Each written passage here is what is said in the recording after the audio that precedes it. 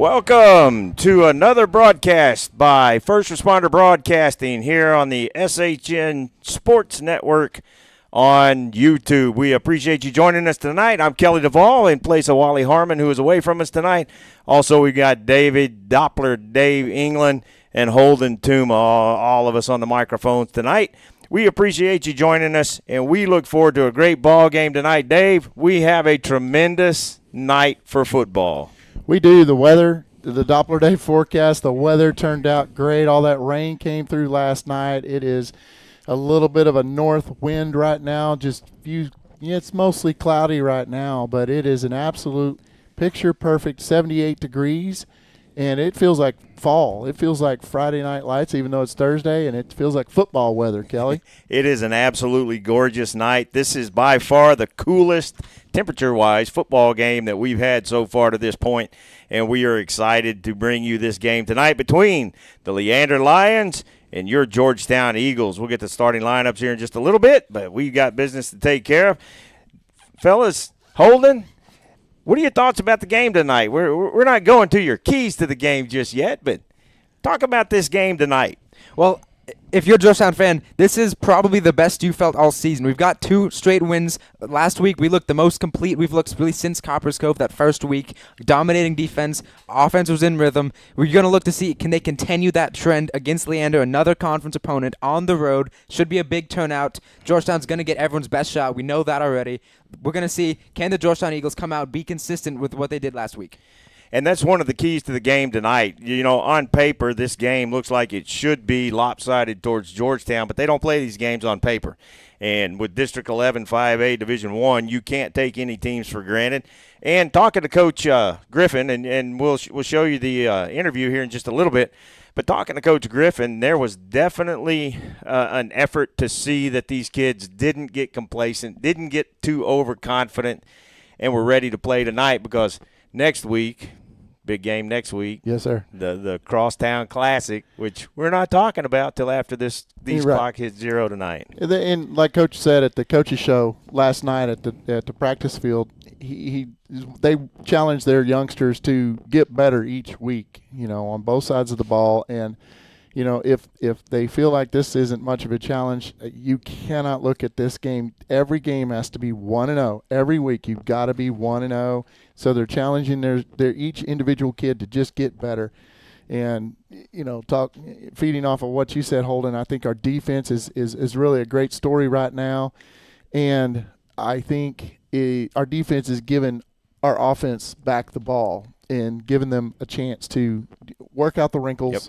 And so that's what's special about Georgetown right now, which bodes well for later on. So, yeah, and with the wind is going to be a little bit of a factor tonight, but as these two teams clash tonight, we're going to see two teams that on offense look a lot alike as far as the size.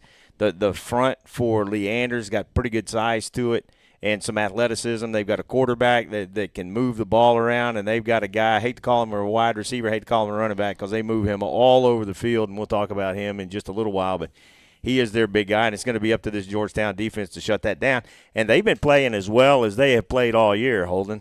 Yeah, the Georgetown defense has been flying around. Like I said last week, one of their better performances, but our season has really been kind of capitalized by this defense. The defense has been the better part of the season most of the time. The offense has kind of gotten some struggles to get going, but last week, again, we saw offense getting to a rhythm, scoring a lot of points early. Defense gets some rest. Defense can kind of play the game they want to play, and we're going to see how well the offense and the defense can look tonight.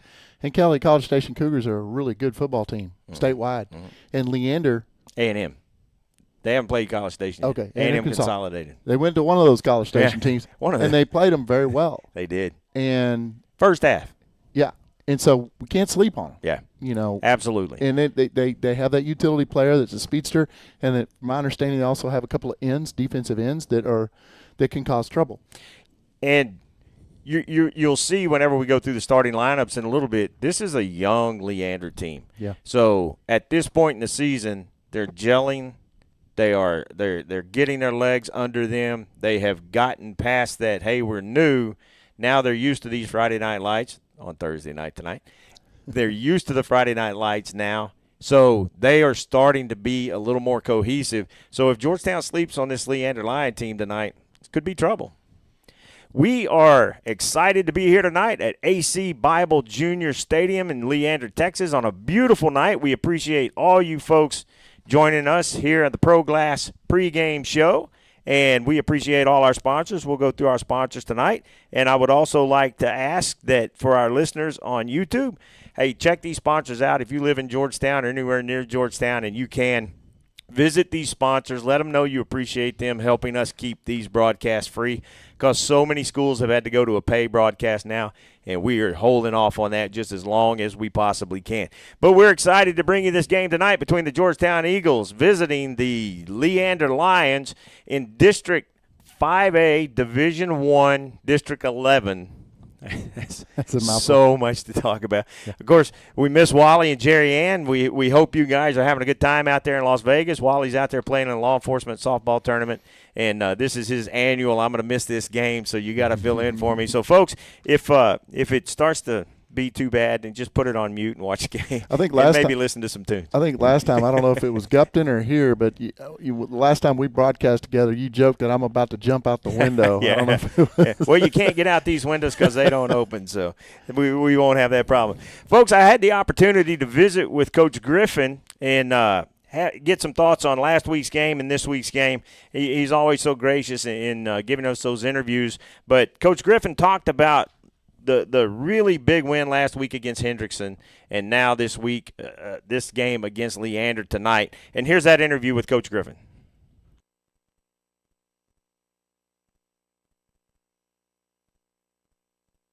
We welcome to the Pro Glass Countdown to Kickoff head coach Chuck Griffin. Coach, thanks for joining us. Hey, thanks, Kelly. Glad to be here, man. Like every week, the coach's interview is sponsored by our friends at Melanie J. Financial. Hunter Creasy and his gang over there helping out folks with their financial planning. So good to have the former alum in his business, his company that he works for, sponsoring these talks. We appreciate that. Coach, great win over Hendrickson last week. What are your initial thoughts overall about the game? You know, I mean, you always love to get a district win. That's huge. And proud of our kids and some of the things we challenged them on this week and asked them to do. They really responded well. And, you know, at home, got a big district win and you know, feel pretty good about it. So we got a lot of work to do. We got a lot to get better on, but feel pretty good about where we are. I want to start off talking about the defensive performance in that game last week. They were just you mentioned it before at the coaches show last week. The speed on this defense is something else. It's not something there's athleticism usually, but the speed on this defense is something else. Talk about that. You know, we just got a lot of guys that can run right now and run to the ball. They're doing a great job of that. Part of that's Coach Nicky's personality, what he has our guys doing and how he has them moving. Part of that is just we've got some athleticism right now, and we got some guys that are running to the ball. And man, just excited about the way they're playing. Talk about 9.590. Would you explain to some who maybe just be tuning in and hearing that for the first time what you're talking about with the 9.590? Yeah, so the goal, kind of way we grade our defense out, whether that's practice or the game, when we grade them out, we grade them on 9.590. We want 9 hats within 5 yards of the ball 90% of the time. So that means we're running to the football. And, you know, that's a big part of what we do and who we are, and has given us some pretty good identity. Well, this defense this year, there's been some really good defenses at Georgetown over the past years, but this defense this year really seems to swarm to the football and get a lot of help there. Yep, absolutely. So Landry Leggett came back last week, had an amazing game, had another amazing game this week, very just dominant in that middle spot at the linebacker position. Talk about the progress that has been made on that defensive side of the ball with some new additions out there, but also some veteran leadership. You know, yeah, I mean, you got Michael Valenta, third-year starter. You got Landry's 2-year starter that are both in there. Andrew Irvin played a little bit last year and has gotten a full-time starting role this year inside as a junior. You know, and we're rotating some ends, and Caleb Rieger and Jay Decker and Dylan Tuberville, and those guys are all doing a great job up front. Of course, your linebacker core with Seth and Landry and Mason and we got Cole Mitchell, who stepped in, made a huge play the other night on a 4th down as a sophomore linebacker. So just big things out of those guys, and they're doing a great job. Seth Warren, 11 tackles on the night. Landry Leggett, 9 tackles on the night. Seth had a fumble recovery. Turnovers on defense. We struggled with that the first few games, but these last 2 games, boy, they have really done well and get involved for the offense. Yeah, yeah. I mean, that's been a point of emphasis for us to get better at. From a defensive perspective of getting some turnovers, and an offensive perspective of hanging on to the football. And so it's been good to see us kind of turn that flip that around and hang on to the football and get a few turnovers throughout the game. On the offensive side of the ball, you're talking about. I was looking at some of the stats, and Noah or Andrew to start with. Not typical Andrew Knight, just based on yardage, 103 yards rushing, but he had 48 yards passing or receiving, Yeah. 3 touchdowns rushing, 1 touchdown receiving. So very much a Petter kind of night. One touchdown passing. He Oh, threw, yeah. he threw a touchdown the other night. So That's right. yeah, a little unusual, but man, he's such a good athlete. We're gonna find ways to get him the ball and find ways to make things happen for him. So Noah's consistency seemed like early in the year he was having some problems with his footwork, getting his feet under and making some throws, but that has really turned around, especially yeah, in I think district. that was more just developing some trust in his O line and those guys gelling and getting better, and then also learning new receivers. Got receivers at different speeds and different calibers than we had last year. So he's got to work through all that process as a quarterback and was able to do that. So he's really taken off and done a good job too. He had a good night the other night. So overall, talk about the development of the team. It looks like the young guys have started to gel now, and everything's come together. And this team seems to be clicking at the right time of the season. Yeah, I think so. I mean, right now our goal is to get better every game. Get better every rep in practice, to get better every week at practice, to get better every game. I mean, that's our goal. That's what we're focusing on, and I feel like we're in a good spot. I think we got a lot of things to get better on, and we're going to continue to work on that. But like I said, proud of where they are in the progress and how well they're playing right now. I mean, talking about making improvements, as well as this team has played the past few weeks, especially, they still haven't played their full complete game, have they? No, they haven't. I mean, we still got a lot of things to get better at, and and we're going to continue to do that. And part of it's just the biggest thing we have is just consistency and just being consistent down in and down out, and our guys getting better at that, and that's kind of the challenge this week. And as we go through this middle part of our season, that's kind of the challenge, is to continue with that consistency and get better and better and better. So after a pretty dominant win against Hendrickson, now you've got a Leander team coming up that on paper, a lot of people would say, "Oh, this should be an easy win," but the Lions have some talent on that side of the field. And how do you keep these guys from getting overconfident? Again, the deal we talked about this week is it doesn't have anything to do with Leander. Like, they're just a nameless, faceless opponent. Like, it has to do with us and us getting better. If we'll work to get better, we got a chance to go win the football game. Obviously, you got a scheme and you got a plan and those kind of things about what Leander's doing, but they're searching as a team. So really, it's kind of difficult to plan for because they're so different from week to week. There's not a consistency to what they're doing. So that actually makes it a little bit more difficult to prepare for. They got some stingers. They got a couple of receivers that can go a little bit. They're really similar to us in the offensive line. They got a quarterback that can throw the ball where he needs to. And so they're not bad offensively. And, defensively, they play man coverage, and which sometimes gives them some fits, but sometimes it gives the offense fits, and anytime you got man coverage, if you don't handle that correctly, it can be a really long night for the offense. So they present some challenges and some good challenges for us to get better at and to work on this week. And like I said, the main goal is for us to get better and us to work through the week. And as we do that, if we'll continue to get better every rep, every day, every week, then we'll be fine on Thursday night. You've talked ever since I've known you about next man up, with injuries and there various things. And there have been some key injuries, but the guys coming in to fill those holes have really done a great job of being that next man up.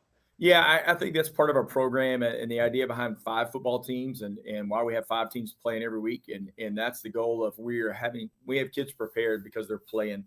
They don't send, hey, their sophomore year they didn't play at all, or hey, their junior year they didn't play at all because they were a backup. That happens some on the varsity level, but really on our younger levels, those kids are playing all the time. And so they've got some games under the belt, and the goal is that by the time they're on the varsity, if they're a second teamer, then they're ready to step up and play first team reps right away. That's the goal and that's the plan, and we'll continue to work at that all the time. That's just a program thing. So standouts last week against Hendrickson. Did you say offensive standouts or defensive standouts? Either one. Any of them? All right. I got my sheet with me today, so we'll be okay. Obviously Michael Valenta played really well. He had 7 tackles inside, tackle for loss, and a quarterback hit. Andrew Urban was our death row player of the game with 8 tackles, 2 tackles for loss, 2 quarterback hits. We already mentioned Holly is the defensive back with 3 tackles and a pass breakup and also an interception. And we mentioned Landry as well. Seth Warren played good in there. Mason Goggins played good in there. Saw a really big, they had a first down and goal from the 3. And it started off with our 2 safeties, Alex Wilson and Garrett Lilly, going down there and smoking the running back and stuffing him for no yards. And that continued until we were able to get them on the big loss, for them. And then up front for us, O-line, Jordan Eric played really well, graded out 91%, just continued to get better, especially, man, he was sick all week and didn't get to practice much and played really well the other night. Noah, 187 yards passing and a touchdown, and then had a touchdown rushing as well as 43 yards, had a big run on the night. And then Xavier Warren played really well, 87 yards receiving the big touchdown on the second play of the game, had a big reverse later in the game. Our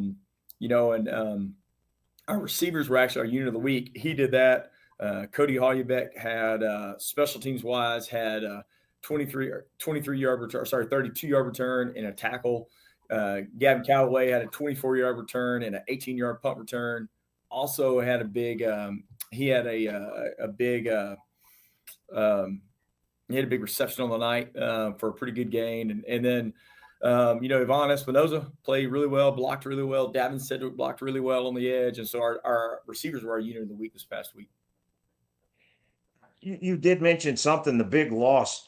Hendrickson was driving, threatening to score. They had a 4th down, kind of a desperation play. The defense got pressure on the quarterback, and I haven't been able to go back and watch that play specifically, but he fired that ball down the field the wrong way. Well, I think he's trying to throw it away, and Cole just flips him in the right time, so he throws it straight backwards. And we picked it up for a 54-yard loss and then ran it down for the tackle. It ended up being a 73-yard loss on the play.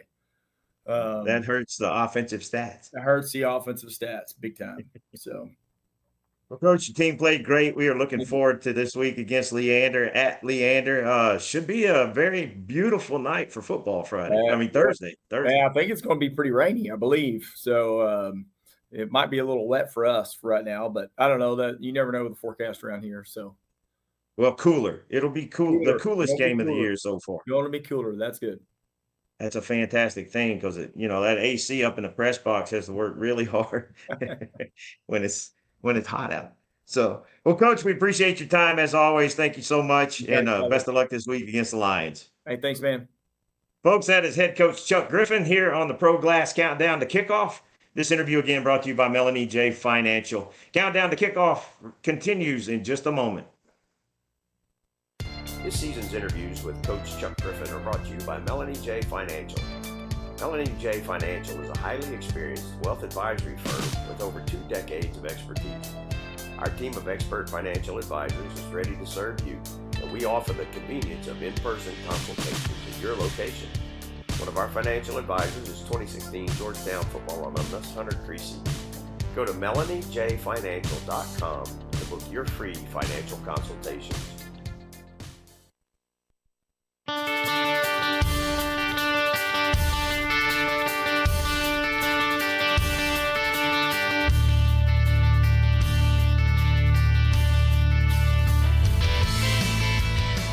And we welcome you back to AC Bible Stadium in Leander, Texas. Tonight's game, the Georgetown Eagles versus the Leander Lions in a key District 11 5A matchup tonight. The Eagles come into tonight's game on the season. Their record is 3-2 in district play. They are 2-0. And Leander comes in tonight 1-4 on the season, 0-2 in district. And they have had some struggles, but they have played some good football, especially the game against A&M Consolidated. They played a great first half, and we're in that game up to the first half. So it's going to be an interesting game tonight. And the Eagles will probably, if they win the toss, Coach Griffin talks about it, he loves getting the ball first. He's an offensive mind, and I think he likes to do a quick strike with his offense and go up by 7 or 3 right away. And so look for that if we get the toss, I expect, Kelly. Yeah, and Holden, for the defense this year, there was a lot of youth at the beginning of the year, but this defense really has gelled here later in the season, especially in these district games. Yeah, absolutely, and I attribute a lot of that to Coach Nicky and the energy he brings to this defense. I mean, we saw a couple weeks ago after turnover, he's getting squirted with a water bottle by the kids. Yes. He's got the turnover trash can. They dunk it on. He brings energy, and the kids love to play with it. I would love to play with a coach that brings the energy, the enthusiasm, and the passion he does. So I credit a ton of that to Coach Nicky, the way he's been able to get this defense to gel so quickly and so effectively, especially missing their leader, Landry Leggett, for multiple weeks. I've heard so much about they literally love him. I mean, and I think they will follow him anywhere, literally anywhere. And when you command that type of a leadership presence with these young men, they're going to listen. And I think he's probably extremely, and it goes with all the coaches. We have an incredible coaching staff at Georgetown, but it also helps that these people want to come coach here because we've got good kids. Yeah, and a good community, and the community comes together. It's a lot of fun, and that's one of the cool things about Texas high school football is it really gels the communities, brings them together, and sports is really a great equalizer as far as that goes, and I love that aspect of it. On the offensive side of the ball, we talk about Noah Boris, we talk about Andrew Petter, we talk about Jacob Weisheimer, we talk about all the skill guys, but really where this offense is getting started is on that offensive line with Max Gates and with Brent Hargrove and with Jordan Arrett and with Ian Sanders and Sam Lopez. Those big uglies on the front, I call them the buffet killers. The buffet killers up front are really doing a good job. They struggled a little bit in the pre-district games, but they're doing a phenomenal job now, giving Noah time to set his feet, make accurate throws, open running lanes for Holyeback and for Petter, and letting this offense run how it should run. Yeah, and the offensive line had one of their better games last week. Noah Boris was not sacked in that game, and we saw the result. Offense flowed much better than it had, especially in the non-district games against Vista Ridge, Liberty Hill, even against A&M Consolidated. Offense kind of struggled because the offensive line was getting kind of beat up a little bit by those blitz looks. But they looked much better against Hendrickson, a lot more confident, played well, gave everyone time. Noah Boris had plenty of time to throw the ball. The offensive line created a lot of running games, and yeah, it was very good game for them. And that's what we're going to look for tonight. With the consistency in the offense, defense getting the ball back, getting Leander's offense off the field, and it's going to be a ball control game for the Eagles tonight. And run that clock, run your offense. And what I love to see is whenever this offense is clicking, not only do the players get into a rhythm, but Coach Beatty gets into a rhythm with his play calling, and you can really tell whenever he's feeling it that night because it's just completely wide open offense. And at this point in the season, the playbook's wide open. We're not hiding anything from anybody anymore.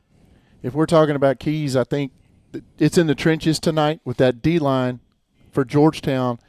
Can they set the edges and keep that utility player from getting free and the linebackers coming up and popping him as well? And then on the offensive side, I think it's the same thing. Last week, we saw Noah Boris. He had no rubber pellets and green grass on his jersey whatsoever, and I think that's a key tonight as well because Leander's defense might pose some trouble. So we need to win in the trenches tonight because I fully expect it's 77 degrees down there. I want to see everybody on the line drooling, dripping sweat in the turf right in front of them and just ready to attack. Yeah, and at the coach's show last night and then on the interview that he did for the pregame show, Coach talked about being able to rotate guys, especially on defense. A lot of depth on the line, a lot of depth in the defensive backfield, depth at linebacker positions. It keeps the guys fresh not only during the game but for the entire season. Right. Helps keep them less dinged up, less nicked up because at this point in the season, everybody's playing hurt. Everybody's playing sore. The bumps and the bruises are there, and you just have to deal with them. But being able to rotate them like that keeps them fresher. Exactly. You've got fresh legs, just like when you rotate out running backs. You get a set of fresh legs in there, and you do the same with the D-line. You got a set of fresh legs. I would even take that as far as saying it's like a bullpen in baseball. Yes. You're switching out the edge rushers, especially on third and fourth downs. You can get fresh guys in, maybe didn't play first and second, who specialize in rushing the passer. You can get the defense is an entirely different animal when you have the defensive lineman you can rotate out. So let's go to the starting lineups. Our starting lineups this season are brought to you by Melanie J. Financial, and we appreciate Melanie J. Financial sponsoring that. Hunter Creasy and the gang at Melanie J. Financial are sponsoring this year's – no, I'm sorry. That's the coach's interview. Start over. Aesthetic Dentistry in Georgetown is the sponsor for our starting lineups. For Leander, the Leander staff, Superintendent Dr. Bruce Gehring. Leander ISD Athletic Director is Mr. Jonathan Lamb. The Leander High School Principal is Chris Simpson. The head coach for the Leander Lions is Chris Price. The offensive coordinator is Ryan Bailey. Defensive coordinator is Daniel Lopez, and the other assistants are Grant Britton, Taylor Hall, Adam McLean, Brady Spencer, Larry Lumbreras, Jim Martin, Carl Bildfelt, I think that's right, Matthew Grissom, Ryan King, Alec Flores. And the athletic trainers for the Lions are Jorge Martinez and Aaron Henderson. With the Leander Lions starting lineup tonight, we start with the offense. At left tackle, number 73, Zane Aravello. He's a senior. The left guard is number 61, Jorge Ruiz. He is a senior as well. The center is junior Ryan Kasmer, and he's wearing number 50. The right guard is number 66, sophomore Joseph Tafasi. The right tackle is number 70, Easton Brockman, and he is a sophomore as well. The wide receivers are number 9, Joseph Morrow, he's a senior, and 14, Aiden Parker, he's a senior. The inside receivers are number 1, Zane Woolridge, and we'll talk more about him in just a little bit.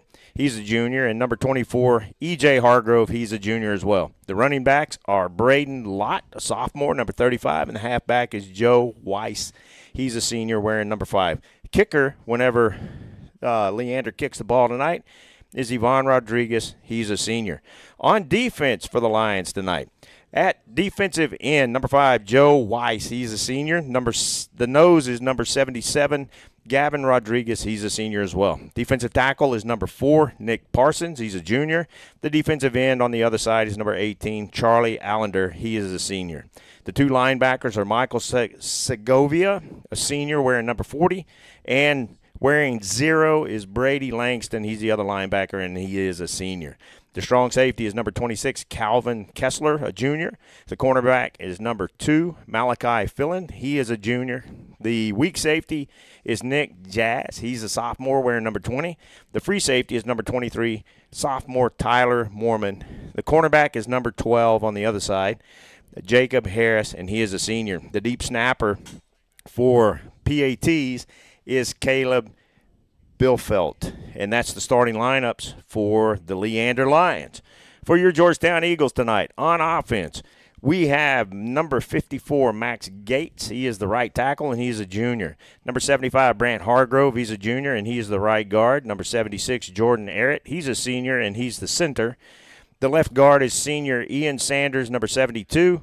And the left tackle, the left tackle is number 78, Sam Lopez. Sam is a sophomore. At tight end and H-back is number 8, Jacob Weisheimer. Number 2, Davin Sedgwick is a junior wide receiver. Number 18, Yvonne Espinoza is a senior wide receiver. Number 26, Cody Hoyabek is a slot receiver. And H-back, he's a senior. And number 22, Andrew Petter, the super running back, is a senior, and he is going to be all over the field. Mm-hmm. Number 12, Noah Boris is the quarterback, and Noah is a senior as well. On defense for the Eagles, at defensive end is senior Jake Decker, number 45. Number 39, Andrew Urban is junior nose tackle. Number 99, Michael Valenta. Big Michael Valenta is the senior defensive tackle on that side of the line. Number 38, Dylan Tuberville is a junior, and he's the bandit. Seth Warren, number 9, is the junior whip. And the Razor is Mason Goggins, number 14. He is a senior. At the Mike linebacker position, number 13, Landry Leggett. At corner is number 24, O.C. Presley. He's a senior. Number 5, Jaheim Dowd is the junior corner on one side. And Garrett Lloyd is one of the safeties back there as well. He's a senior. The other safety is junior Alex Wilson, number 25. On special teams for the Eagle, number 30, Aaron Guzman, the solid kicker, senior kicker this year, and punter as well. Michael Valenta is the long snapper on PATs, and Noah Boris is the holder. On punt returns, Andrew Petter will be back there, as well as Gavin Calloway. and you may see some others as well there. So that's the starting lineups for your Georgetown Eagles, and we appreciate Aesthetic Dentistry sponsoring those. Here's a message from them. We'll be back in just a few minutes. This season's starting lineups are brought to you by Aesthetic Dentistry of Georgetown. The mission and purpose of our Aesthetic Dentistry team is to help provide a quality life with healthy and beautiful smiles. We want to develop relationships with our patients and always provide an amazing experience for them. Let us help you determine if a highly trained cosmetic dentist is the best option for your smile. We're located at 3622 Williams Drive, Building 2 in Georgetown, Texas. Visit our webpage at www.aestheticdentistrygt.com or call 512-8. The JCT broadcast booth is sponsored by JMT's in Round Rock. JMT's provides customized apparel and promotional items to small businesses, schools, and nonprofit organizations. Our services include screen printing, embroidery, and promotional items.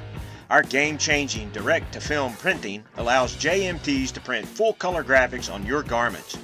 JMT's has the experience and confidence to take on any order. Visit our website at jmts.com or call us at 512-388-5555.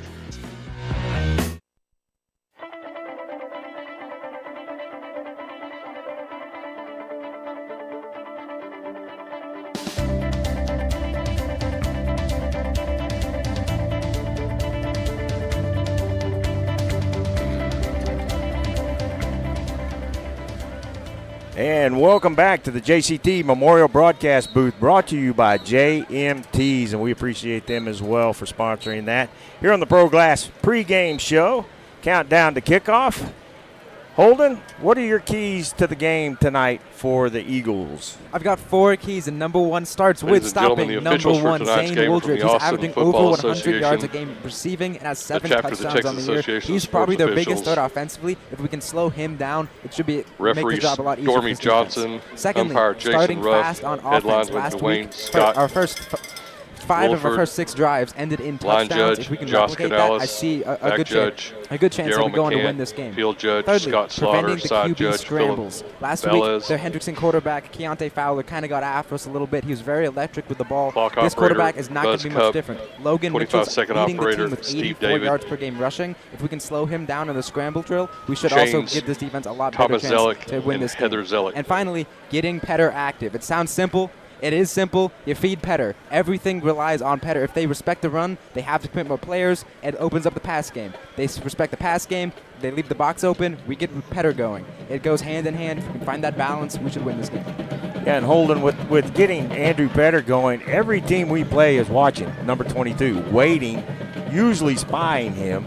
So, and he still gains his yardage. And even if he doesn't gain as much yardage as we're used to him gaining, they are still occupied with him, and it's tying up at least one person on that offense. And whenever Noah does a good job with the play action and fakes that handoff to Petter, the defense bites on it, and they have to, which leaves the receivers oftentimes in man coverage, and there's some speed out there where we can beat that man coverage. Absolutely. We saw that last week with Xavier Warren. He had a couple big play touchdowns. He's a speedster, big play threat every time he has the ball. But last week, Petter only had 11 carries and still cracked 100 yards with 103, the 3 touchdowns, and even tacked on a passing touchdown. So any way we can get Petter the ball, and if this offensive line can create some gaps, create some holes he can run through, this should be a good team effort here.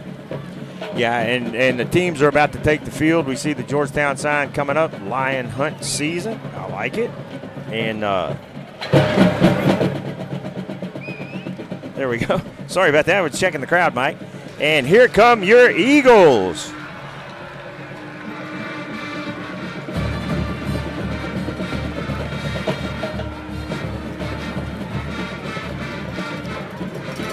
They're wearing those Led now, Lions silver fans, jerseys. give a big round of applause for your Leander Lions. Oh, good. The crowd mic's really loud, so not a lot we can do about that right now, but here's what it is.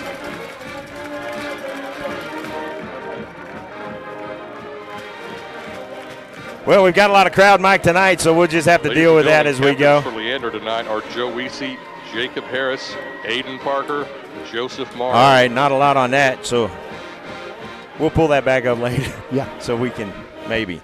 That's a lot of noise there. What were we talking about? We were talking about the keys to the game, how Petter really sets this offense up going. The play-action pass opened up by Petter running well. The run game opened up by us passing well. It all kind of goes hand in hand. Trying to find that perfect balance between, okay, are we running too much? Then are we passing too much? Trying to find the middle ground where the defense really has no idea what we're doing. That's when teams, not just Georgetown specifically, but teams in general are at their best, when the defense has no idea what's to come. We are just minutes away from kickoff. The colors are taking the field now, and we will have the national anthem shortly and then move to kickoff, and I'm excited to get this game going. Dave, your thoughts on the keys to the game tonight for the Eagles? Holden's got it all wrapped up right there. I really got nothing after that, but I think the trenches. I think that's where it's going to start and end tonight. But weather's beautiful. For those listening in on the stream, as you see the colors taking the field there, don't forget to send us get in on the chat and say hi and let us know where you're listening from. And, we got our buddy Frank Miranda listening in as usual. Wally Harmon listening in from Las Vegas. Beautiful Las Vegas. I can't say beautiful Las Vegas. It's a desert. And they're getting ready for F1 race out there. So we are going to break and have the national anthem here shortly. We will turn the crowd mic back on and let that happen. Ladies and gentlemen, the colors of the United States of America.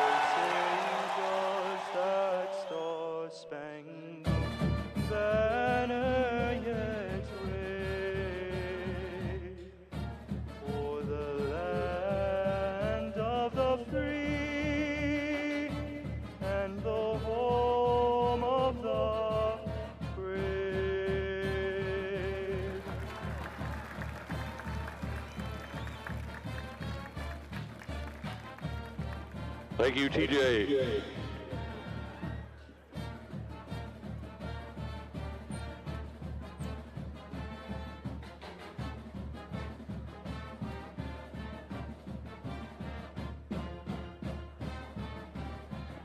Tonight, our press box officials include scoreboard operator, the inimitable Cletus Porter. I am your PA announcer, Mark McCard. And we welcome you back to AC Bible Junior Stadium in Leander, Texas. We're in the JCT Memorial Broadcast booth, brought to you by JMTs. And that was the Pro Glass pregame countdown to kickoff. And now we are getting ready for the Nathaniel Funk Edward Jones first quarter of tonight's game. We'll have the coin toss here in just a couple of minutes and get this game going. So we're excited. Got the coaches right next to us, and they look pretty fired up. Got coaches eating nails and raw meat and smashing each other against the wall. So I guess they're pretty excited to be here tonight. We got some folks listening in. Got GHS class of 1982 watching from Gerald, Texas. And we got Taylor Glanville listening. Glad to have him there. So we're excited to have all you folks joining us as we go today. So let's go to the crowd mic and see if we can hear the official on the coin toss.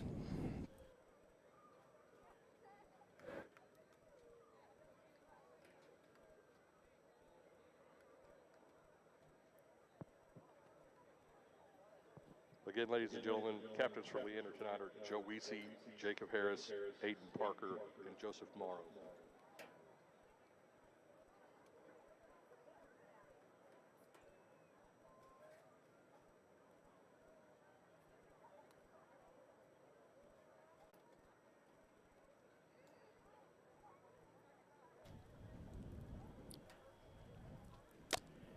Apparently there is no microphone on the referee tonight, so we will wait and see what his official signal is. Leander's got the all-blue unis with the white helmets.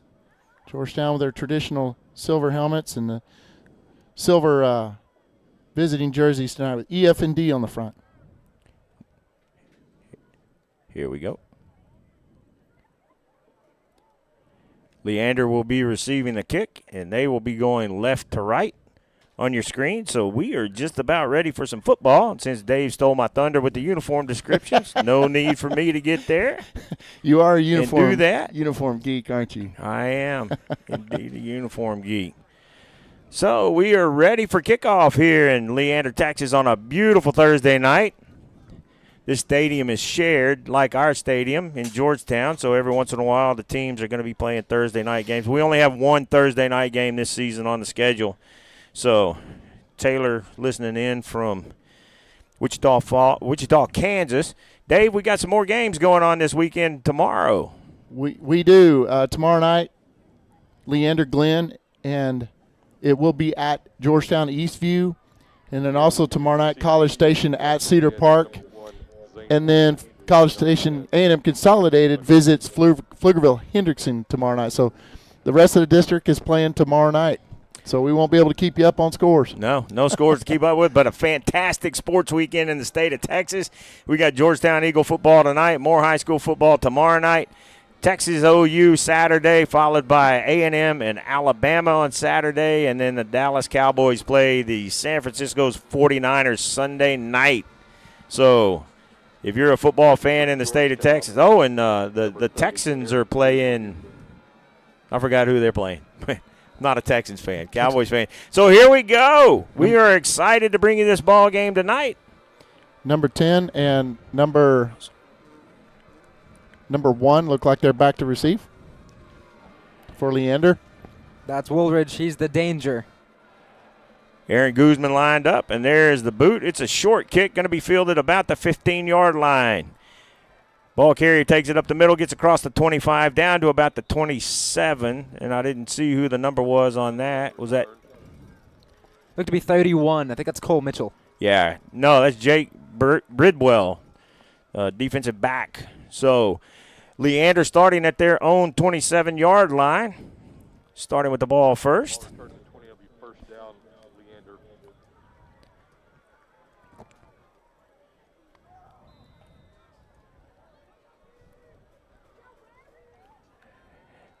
Quarterback takes the snap and hands it off to the motion guy. Number 24, he's able to cross over the 30, get to about the 36, 37-yard line, close to a first down, but marked just short on the carry was E.J. Hargrave, the junior running back.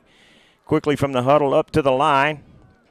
Leander's got 3 wide to the right, 2 wide to the left.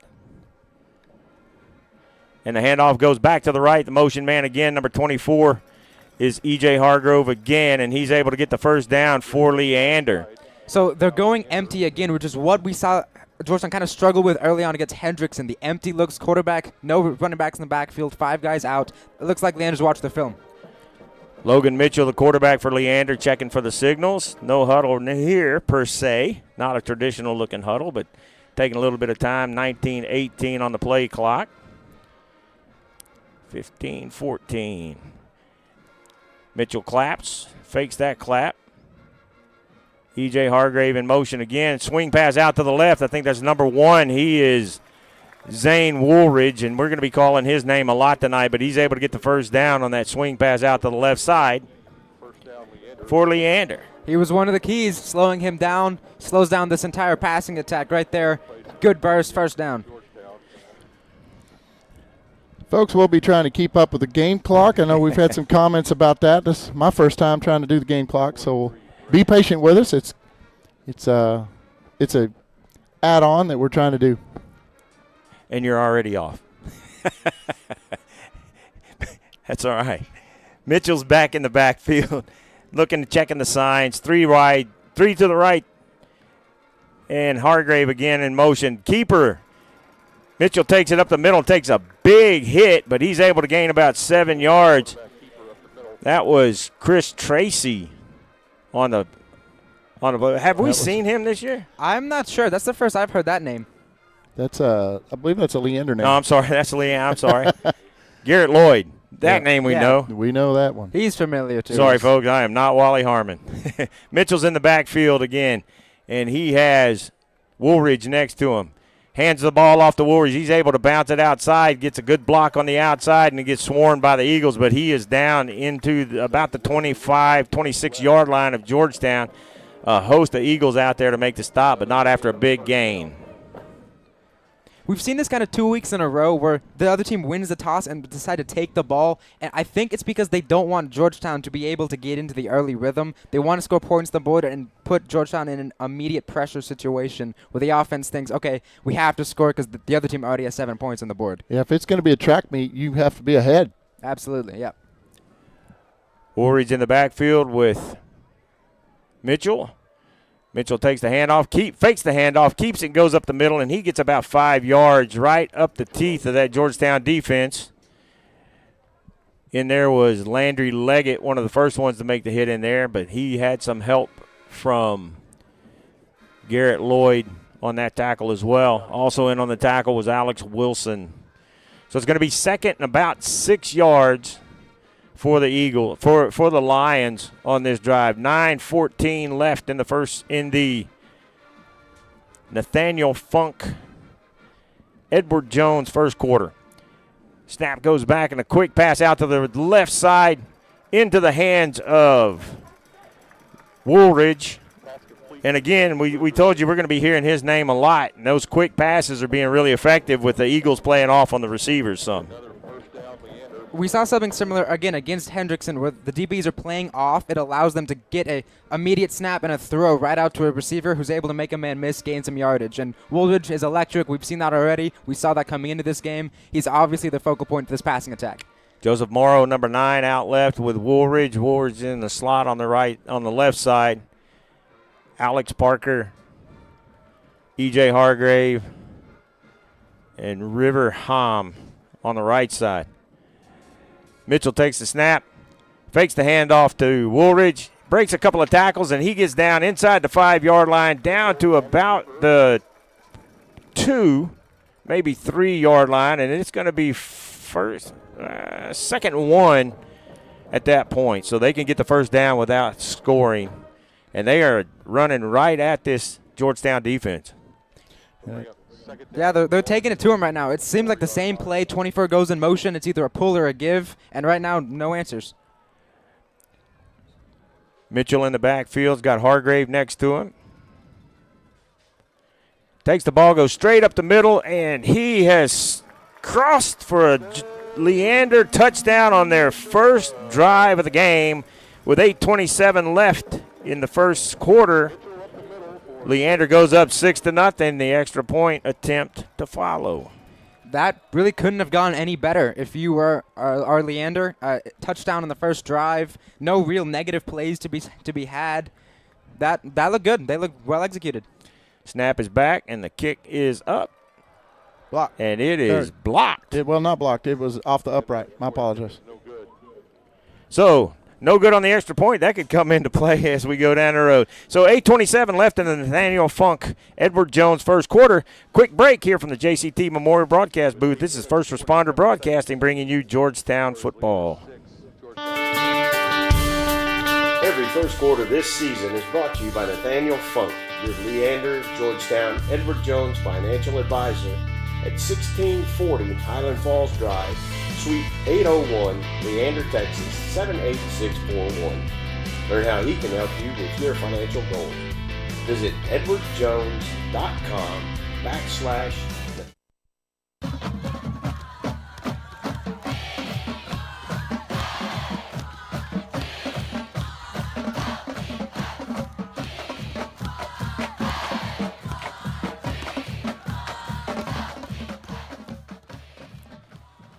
Welcome back to Bible Stadium in Leander, Texas. JCT Memorial Broadcast booth brought to you by JMT's. Little drive summary for us, Holden. I've got 9 plays for 73 yards in 3 minutes, 33 seconds for Leander. A pitch-perfect opening drive for them. They go up 6-0 on the missed PAT.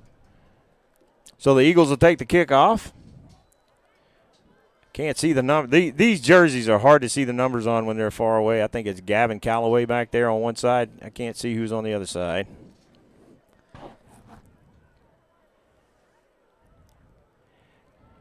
Short kick taken about the 5. I think that's Callaway on the reception. He starts off, takes off to the right, breaks one tackle there. He's got a blocker out on the left side, but he gets out to about the 25-yard line, so that's where Georgetown will start. Holden, what's it going to take now for Georgetown? What are they going to have to do following that good drive by the Lions? They need to stay calm, stay focused, stay with their game plan. There's no need to get panicked. It's the first drive early in the game. A lot of game left to be played. But again, one of the keys, feed Petter. Let him be the focal point of the offense. Until the defense proves that they can stop Petter, I would keep leaning on him. So Georgetown comes out. Noah Boris in the backfield along with Andrew Petter. He's got two wide to both sides. 2 left, 2 right. Petter behind Boris in the backfield. We'll see what Coach Beatty draws up on this first drive. Petter moves up next beside Noah. Man in motion. Handoff goes to Petter, and he goes right up the middle. He gets tied up right around the line of scrimmage, but he's able to push forward to about the 29-yard line. That'll be 2nd and 6 for the Eagles. And a lot of people look at 4-yard gains on a run game and it's like, that's not good enough. But really, a 4-yard average is kind of what you want for an offense. Obviously, more is better. But if you give 4 yards a carry to Andrew Petter, he will beat you. Is that Hoyer back in the backfield now? I think, I can't tell from here. Noah fakes the handoff, swings it out to the right side across the 35 to about the 37-yard line. Leo Diaz, I believe, on the reception. That was Jacob Weisheimer, the tight end. Man, I cannot see these numbers. They're hard to see. It helps that Leo Diaz is a corner. Yeah, true.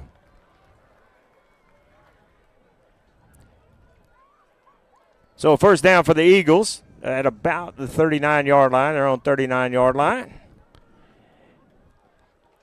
Lights are on, starting to fade. Got a nice, beautiful clouds and the sunset tonight.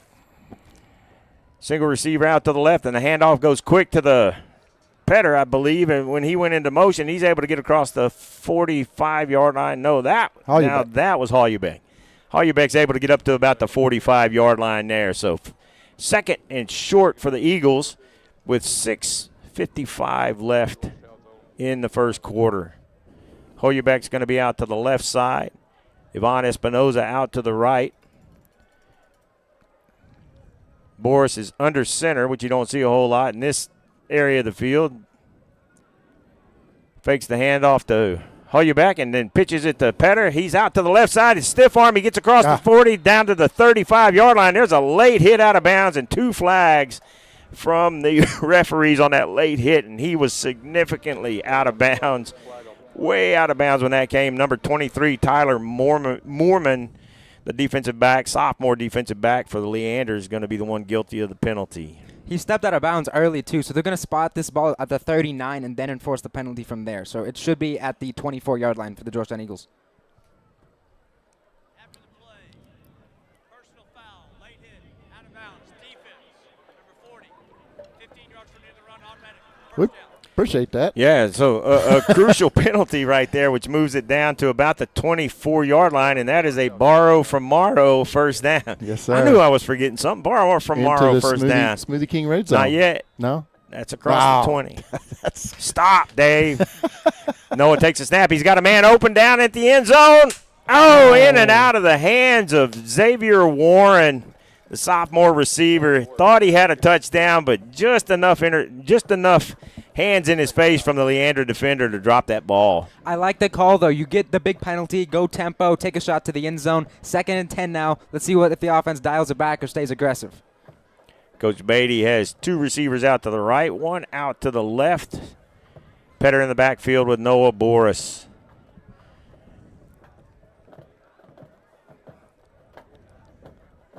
Noah takes a snap and rolls out immediately to his right side. He's looking for a receiver, but they're all covered up. He's just got to get rid of the football, live to fight another day. That's going to be 2nd and 10 after the incomplete pass out of bounds. Good coverage by Leander. So 3rd and 10 now. It's less of a run down now. You're probably going to have to rely on a throw. So I'm interested to see what Georgetown comes out in, because we all know Andrew Petter, it's just as much a weapon catching the ball as he is running. They seem to be taking a little more time on this play call than they typically take. They don't necessarily run tempo all the time, but this play seems to be taking a little bit longer coming in. Yeah, they're down under 10 seconds for the play clock. Play clock's down to 5 seconds. Noah's under center. Sends Hoyebeck into motion. Hands it off to Petter right up the middle. Petter's able to go out to his left side off tackle. And then is brought down about the 29 or the 19-yard line. And that's like you said, Holden, lean on Petter. Even though it's 4th down, you'd still lean on your seniors. Yeah, what that tells me is they're going to go for this. They wanted to try to make it a little bit more manageable, but this was 4-down territory the whole way. Yeah. Just get a little handoff, get as much as you can. And, I mean, with Petter, you never know. He could have broken that and got the first down anyway. So it's 4th and 5 now inside the Smoothie King red zone. Boris in the backfield with Petter. Takes a snap. He's looking for Petter out to the left side. Goes to a second receiver at about the 11-yard line.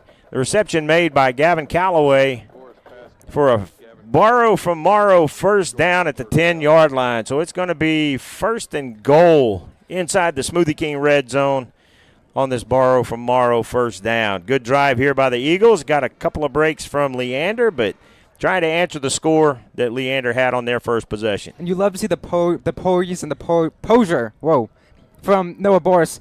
His first read wasn't there, stays calm, hits Gavin Calloway, who's open for the first down. Boris in the backfield with Petter to his right.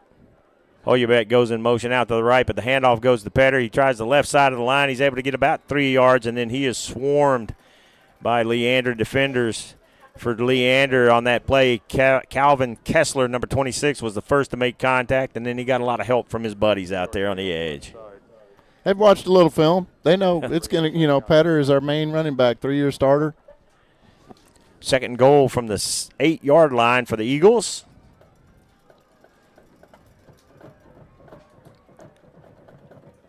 And again, kind of going slow. Not a lot of tempo right now. Frank Miranda, smart aleck remarks in the YouTube chat. Thanks, Frankie.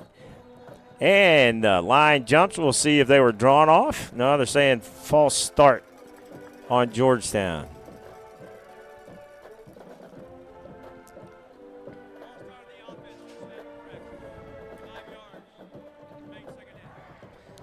So it's going to be 2nd and about 13. 2nd goal from the 13 now.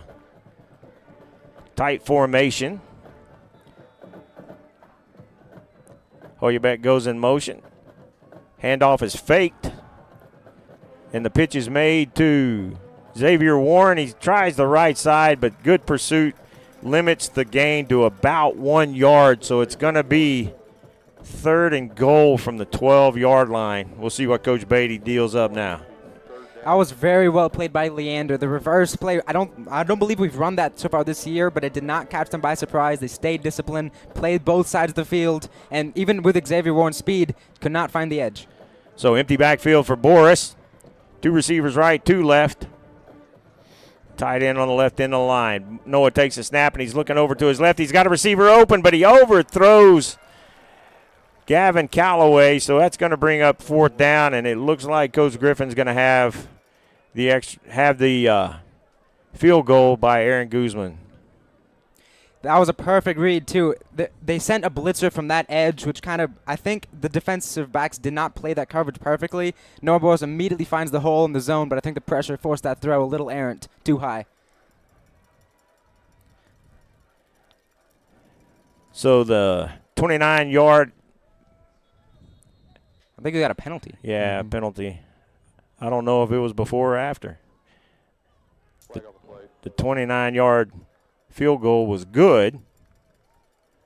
We'll see if they – depends on what the penalty is. I don't think they'll kick it again. But if it gives them a 1st down, they may take the penalty. They're having a conversation, that's for sure. Yeah, the referee checked with the officials under the goalpost and found out that it was good. The kick was good. No flag on the play. The result of the play is field goal was good.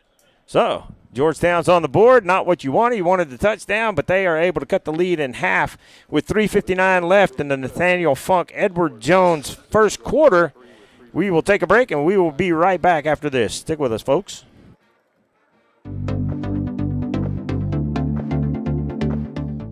Our first down sponsor this season is Borrow from Morrow.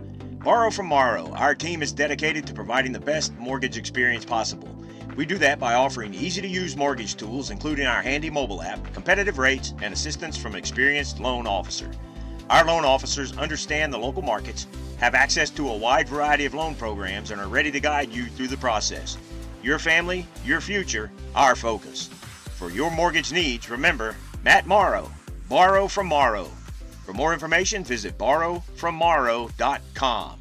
NMLS 464148.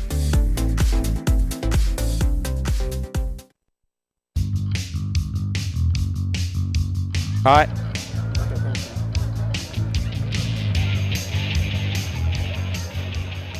We welcome you back to the JCT Memorial Broadcast Booth, brought to you by JMTs. We are here at Bible Stadium in Leander with the score Leander 6, Georgetown 3 with 3:53 left in the first quarter.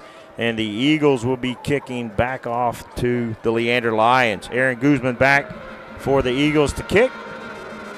Too deep for Leander to receive the kick. Oh, and an onside kick attempt. It goes 10 yards, and it's recovered by the Eagles. What a tremendous play. I kind of thought Coach Griffin may go with that. And the ball rolled very slowly across that 10-yard area. Now there's a discussion about whether or not it crossed 10 yards before it was touched, and I think it did, but I don't know if it bounced off the leg of Guzman because he was running down the field right by that ball. We'll see. And it is first down for the Eagles. A little trickery there by Coach Griffin early in this game, and the ball now stays with Georgetown. What a great call. I love that. And I was kind of thinking we'd see some trickery in the special teams tonight for the Eagles. You know, he didn't get the kickoff. But, he didn't win so he didn't get offense first. So this is a good way to get that offense back on the field. There you go. You got two receivers stacked up on the left, two stacked up on the right. Petter in the backfield with Noah Boris. 3:52 in the quarter. Petter goes into motion to the right. Boris takes a snap and a quick swing pass out to the right. Petter receives the ball, and he is across the 50 down to the 40, 38-yard line, 37-yard line. Good tough running by Noah after the catch, by Andrew Petter after the catch. And they hurry back to the line, running a little tempo now for the Eagles. That's what we're used to. Yep, the power of Andrew Petter.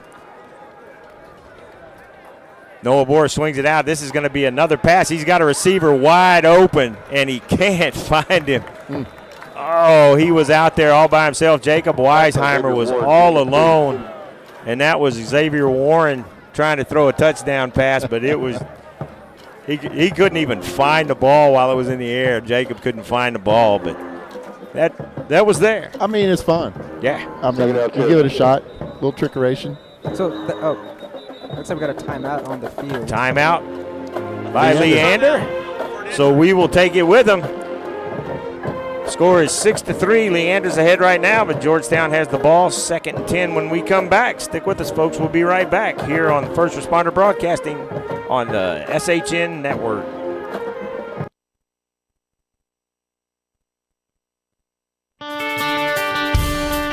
Every first quarter this season is brought to you by Nathaniel Funk, your Leander, Georgetown, Edward Jones financial advisor at 1640 Highland Falls Drive, Suite 801, Leander, Texas 78641.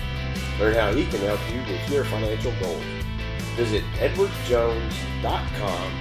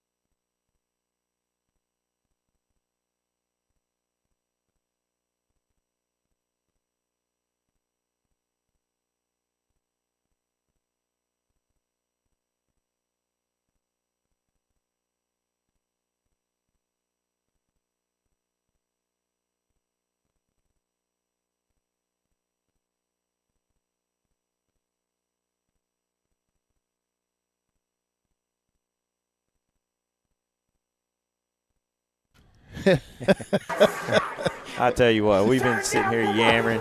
Mute buttons are important, ladies and gentlemen. They are absolutely important. Where's Wally when you need him? Oh, God. Oh, there was some tremendous conversations taking place up here. I mean, so many smart things were said. Hall of Fame broadcast level that was muted. Unbelievable. So, 3rd and 10 for the Eagles from the 37-yard line. Oh, my goodness. This is why I do not do this all the time. Man in motion, comes to rest. Handoff goes to Petter, and he is wrapped up in the backfield for no gain.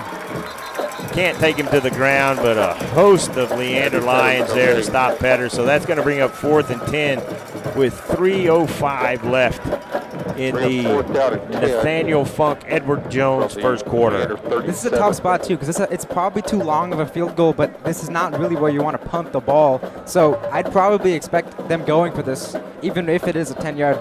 You need 10 yards for a first down. You know, we've seen them do a pooch kick here too, just to make sure they flip the field really well and make it good for their defense, because their defense had a lot of time. Oh, there we go.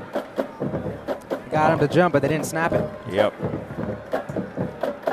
Pooch kick. Boris takes a snap, and a pooch kick is going to do some good. Well, I thought it was going to take a good Georgetown bounce, but Xavier Warren catches the ball and brings it dead at about the 13-yard line. So change of possession now. Leander takes over at their own 13-yard line. 2:26 left in the Nathaniel Funk Edward Jones first quarter. So if you're Coach Nicky, you've run out of things to say on the sideline to your defense, because they've been sitting over there for a good bit of this first quarter. Which hopefully leads us to believe that this defense has come up with a way to counterbalance that empty look that's given us trouble last week, and they emphasized in the first drive here today. So Leander starts at their own 13-yard line. The handoff goes to E.J. Hargrave, and he goes out to the right. He's able to get about 4 or 5 yards. Looked like he was going to be wrapped up a little early in that run, but he was able to get a good gain on first down. So that's going to bring up, gained about 6 yards, so that's going to bring up 2nd and 4. I like the pursuit. Bring up You know, they're second down 9.590. There's a lot of silver helmets running to the ball there. From the Leander 19. Seeing Leander take their time with the play clock here, they're not even really lined up on the offensive line. The receivers are more or less where they're going to be, but it's kind of a semi-huddle. And maybe that's why the onside kick. They know that time of possession could play a key factor later. Hargrave in the backfield with Mitchell. 3 receivers to his right. Snap goes back to Mitchell, and he's looking for a quick pass, but it's not there. The receivers are covered up. He takes off around the left side, and he's able to get across the 30 out to about the 32, 33-yard line. Flag comes in. So it looks like an area where there may be holding on one of the receivers. We'll see what they call. Well, it wasn't a designed run, so the receivers are probably not expecting the quarterback to take off in their direction, so I'm sure they were kind of surprised. And when you're surprised blocking, it's very easy to get a holding call. So it's going to be a hold, so it'll be a spot foul, so they'll mark off 10 yards from about the 31.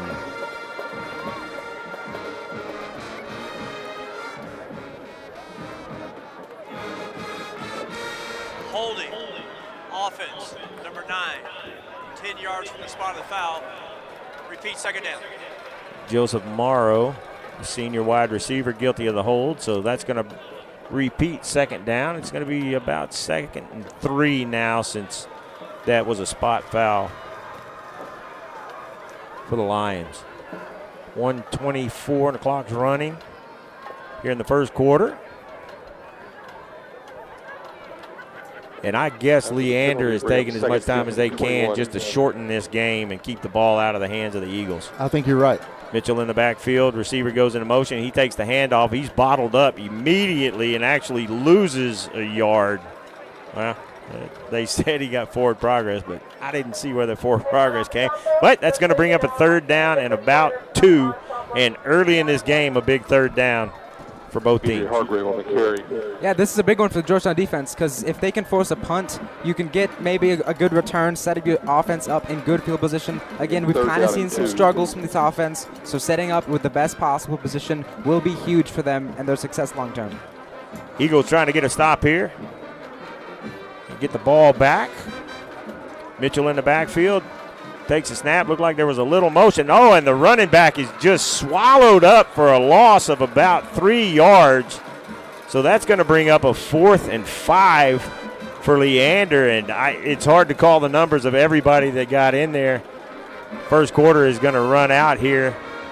But most of the defensive line and Landry Leggett and a couple other linebackers were in there as well. So that's going to bring us to the end of the Nathaniel Funk Edward Jones first quarter here with the score 6-3. Leander ahead of your Georgetown Eagles.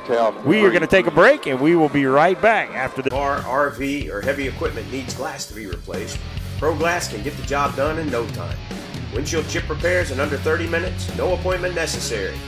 Our local family-owned business stands behind its work with a limited lifetime warranty for as long as you own your car. Ask about our senior discounts.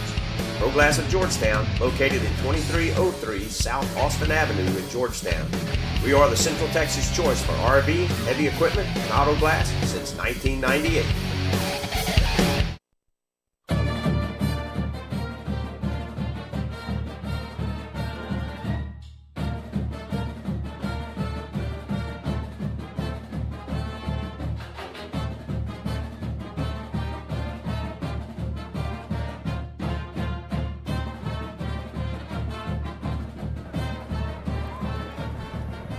And we welcome you back. This is First Responder Broadcasting, bringing you Georgetown Eagle football on the SHN Sports Network. We're in the JCT Memorial Broadcast booth. It is 4th down for the Leander Lions here in the G-Town Lumber and Supply second quarter, beginning of this quarter. Punt is back, almost blocked. And that's going to take a tremendous roll for Leander. Down to about the 26-yard line of Georgetown. Gavin Calloway was back for that punt, but it rolls dead and is down at the 27. Georgetown 27. The 1st and 10 Georgetown Eagles.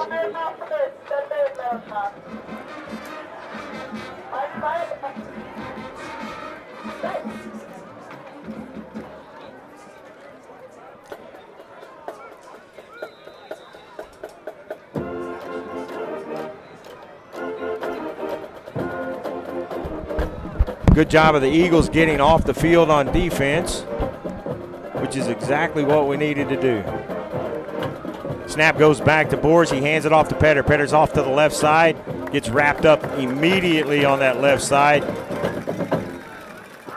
Nicholas Parsons able to come in and finish off the tackle for a short gain of about 1.5 yards. It's going to bring up 2nd and 9 for the Eagles. We have a 2nd down and 9.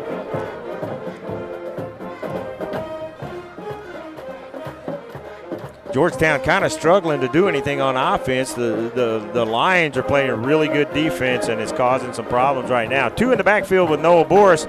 2 receivers out right, 1 out left.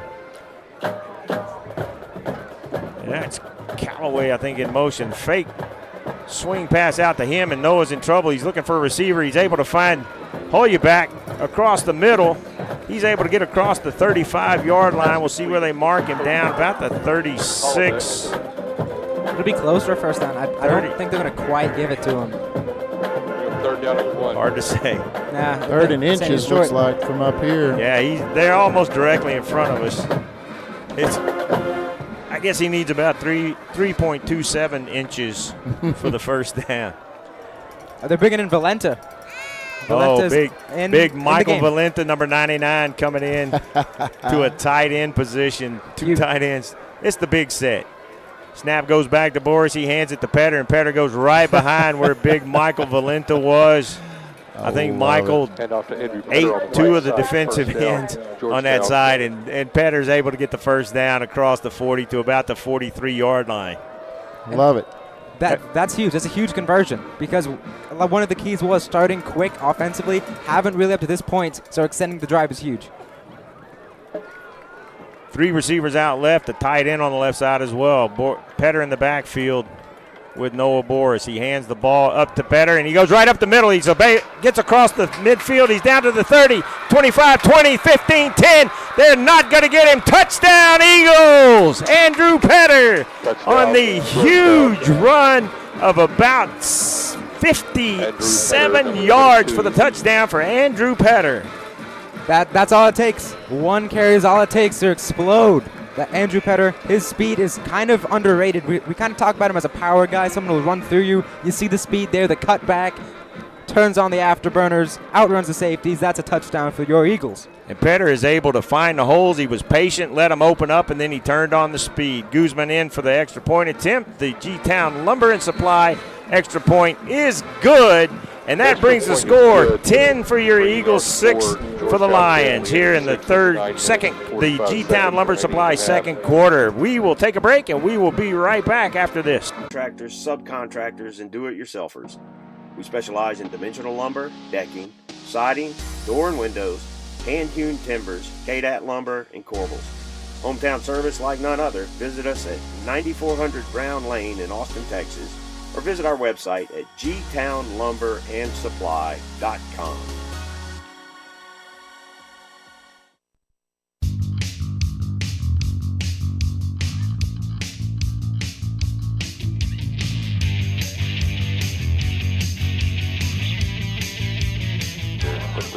And we welcome you back to AC Bible Stadium, JCT Memorial Broadcast booth with our Eagles Booster Club scoring drive summary. Holden? 4 plays, 74 yards, a little under 2 minutes, 151. That was exactly what this Georgetown offense needed, a big play. Hopefully that'll spark some energy, spark some life, spark some rhythm, more importantly, and we take the lead. Pretty safe to say the Lions are ready should an onside kick happen this time. Too deep for the Lions. Go ahead. Folks, we've been working with the cameras a little bit, just trying to get some minor adjustments done. We understand it's a little shaky, and we're getting them zoomed in, zoomed out a little bit. We've got a little 2-camera angle we're playing with tonight, so stand by, be patient with us. Isaac Montgomery is back, and he's going to take that at about the 9-yard line. Tries to get it to the middle, and he is tackled at about the 23-yard line. So Leander will start there with 9:35 left in the G-Town Lumber and Supply second quarter.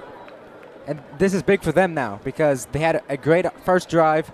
The second drive, not so much, not nearly as effective. And so we're going to see, okay, are they going to go back to the empty look they kind of relied on in the first drive? Are they going to try to get the ball more to number 1, which was really the catalyst of that first drive as well? It'll be interesting to see what their philosophy is coming out. Yeah, on that first drive, Logan Mitchell and his Leander offense were able to move the ball pretty well, but the defense has made some adjustments and they've kind of shut them down a little bit now since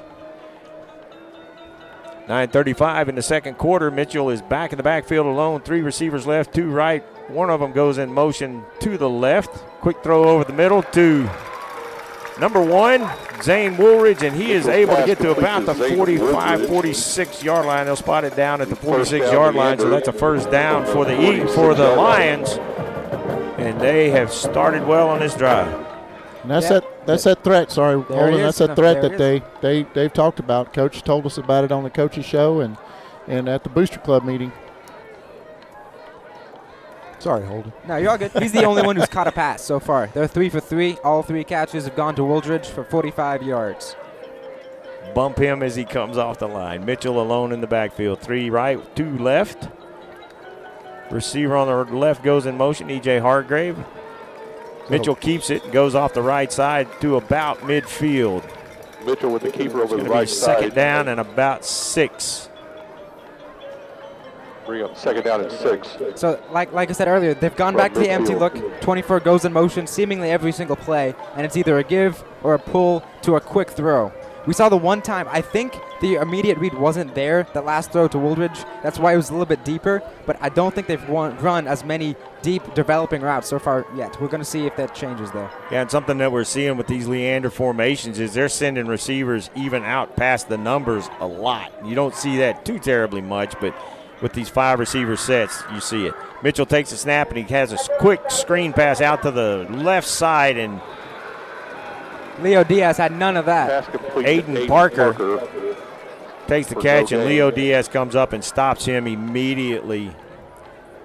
A little bit generous spot. Yeah, I could have sworn that was behind the line. Yeah, I thought it was, but we'll call it 3rd and 6, right at midfield for the Lions. 7:48 left in the second quarter. G-Town Lumber and Supply second quarter. This formation is going to have 3 receivers again out to the right, 2 to the left. May make some adjustments after the signals come in. Mitchell alone in the backfield.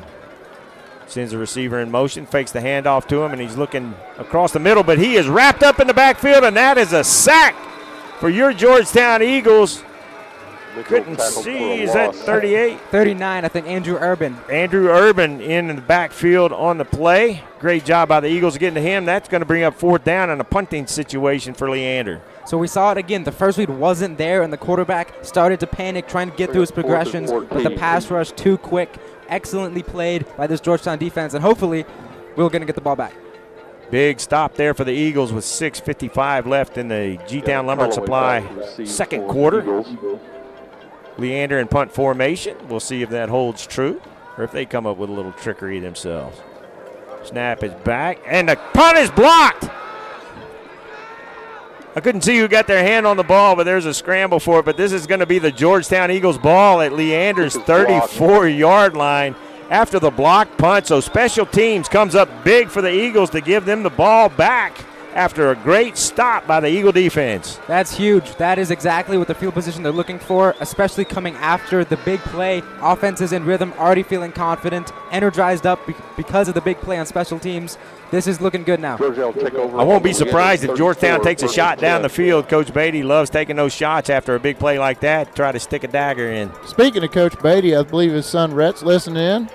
Mrs. Beatty chimed in on the feed. Oh, yeah, his baby son. Yeah. Noah takes a snap, and he's looking deep. He had a man for just a couple of minutes. Now he's looking for a receiver out to the right. And the coach was hiding that. The referee says that's a catch out on the edge. Noah Boers. It's a great sliding grab. Davin Sedgwick made a tremendous sliding grab on a pass that Noah didn't really have his feet under him, so it came up a little bit short, but able to make the catch. It's going to be a second down and 1 for the Eagles at the 25-yard line of Leander. Yeah, I think I saw the same thing you did. The man was open downfield. It didn't hit him, though. Yeah. I don't know why he didn't pull the trigger on the pass, but we'll take it. 2nd and 1 for the Eagles at the Leander 25-yard line. 2 receivers stacked up on the right side. Petter in the backfield with Boris.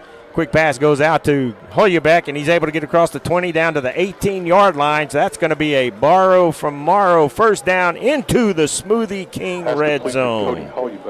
You're seeing the tempo. You're seeing the tempo of some plays, taking their time on others, getting into different players, so not relying on one guy. And this is just going to raise more and more questions for the Leander defense. Who should I key in on? How quickly do I need to line up? Everything is currently a mystery. Force in the backfield with Petter behind him. 2 receivers out to the right. Got a tight end on the left side. Petter moves up even with Noah.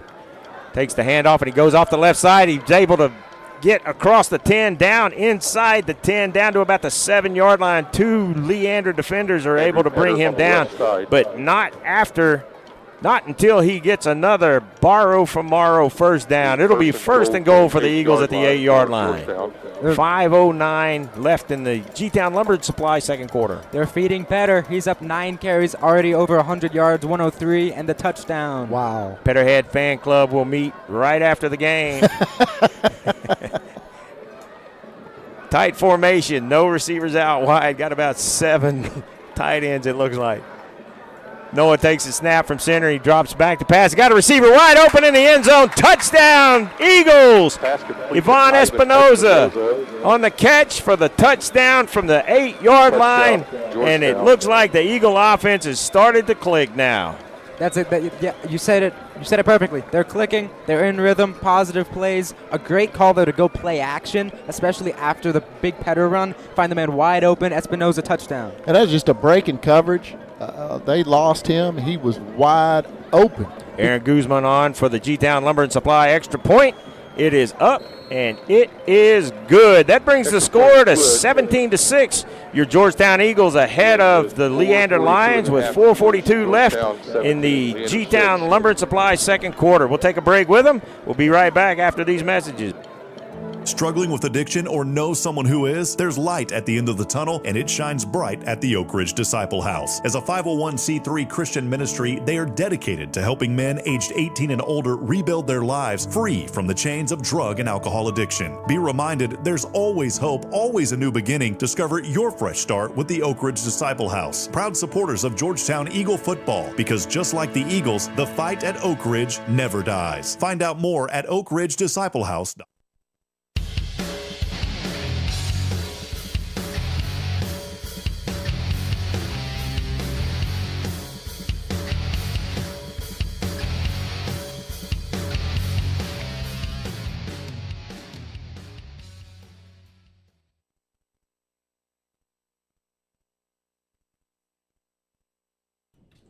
Welcome back to AC Bible Stadium. That mute button is just wearing me out. Score is 17-6. Your Eagles ahead of Leander Lions. 4:42 left in the G-Town Lumber and Supply second quarter. This is why I'm not the normal play-by-play guy, folks. We got a drive summary, too. 4 plays, 39 yards, and a minute 39 seconds for the Georgetown touchdown. Thank you for that. Eagle Football Boosters scoring drive summary. Guzman puts the ball up. It's a high, short kick fielded at the 11-yard line, right up the middle, and he has got one man to beat out there on the edge, and Guzman is able to drive him out of bounds, and we've talked a lot about Zane Woodridge. There's another weapon that he is on special teams, and that great return brings the Lions into Georgetown territory to begin this drive with 4:31 left in the second quarter. They'll start at the 25-yard line of Georgetown. There was a reason he was the number 1 key. He is this playmaker for them. He's only a junior, so we get to call his games for another year next year, but he's explosive. Anytime they can get the ball in his hands, they're going to try to do it. They even switched the kick field position. Typically, that was number 10 who was on the far side. The kicks had gone that way. They switched, let number 1 catch the ball. We see the result, big play in special teams. Defense is going to need to come up big here and keep Leander out of the end zone. Mitchell alone in the backfield. Wide, 3 wide to the left, 2 to the right. Handoff goes to Woodridge. Almost had him in the backfield. I didn't see who got a hand on him in the backfield, but he's able to break that tackle and get out to about the 17-yard line. Good gain there. Made something out of nothing. It's going to be 2nd and 2. He's a shifty runner. Our blitz overshot him, and he scattered out of the backfield pretty fast. Yep. I think the guy only got one hand on him. That's not going to bring him down. He's very shifty. We saw it in the kick return. We've seen it whenever he gets the ball so far in this game. And he's the playmaker. He's the playmaker. They got to key on him on defense. Well, and we see why Coach was talking about Wooldridge there. Now he's lined up in the backfield with Mitchell. Moves to Mitchell's right. 3 receivers out to the right. Mitchell looks quickly out to his right. He's got a receiver out there across the 10, down into the end zone for the touchdown for the Leander Lions to cut the lead 17 to 12 now with the extra point to come. Aiden Parker on the reception and the touchdown.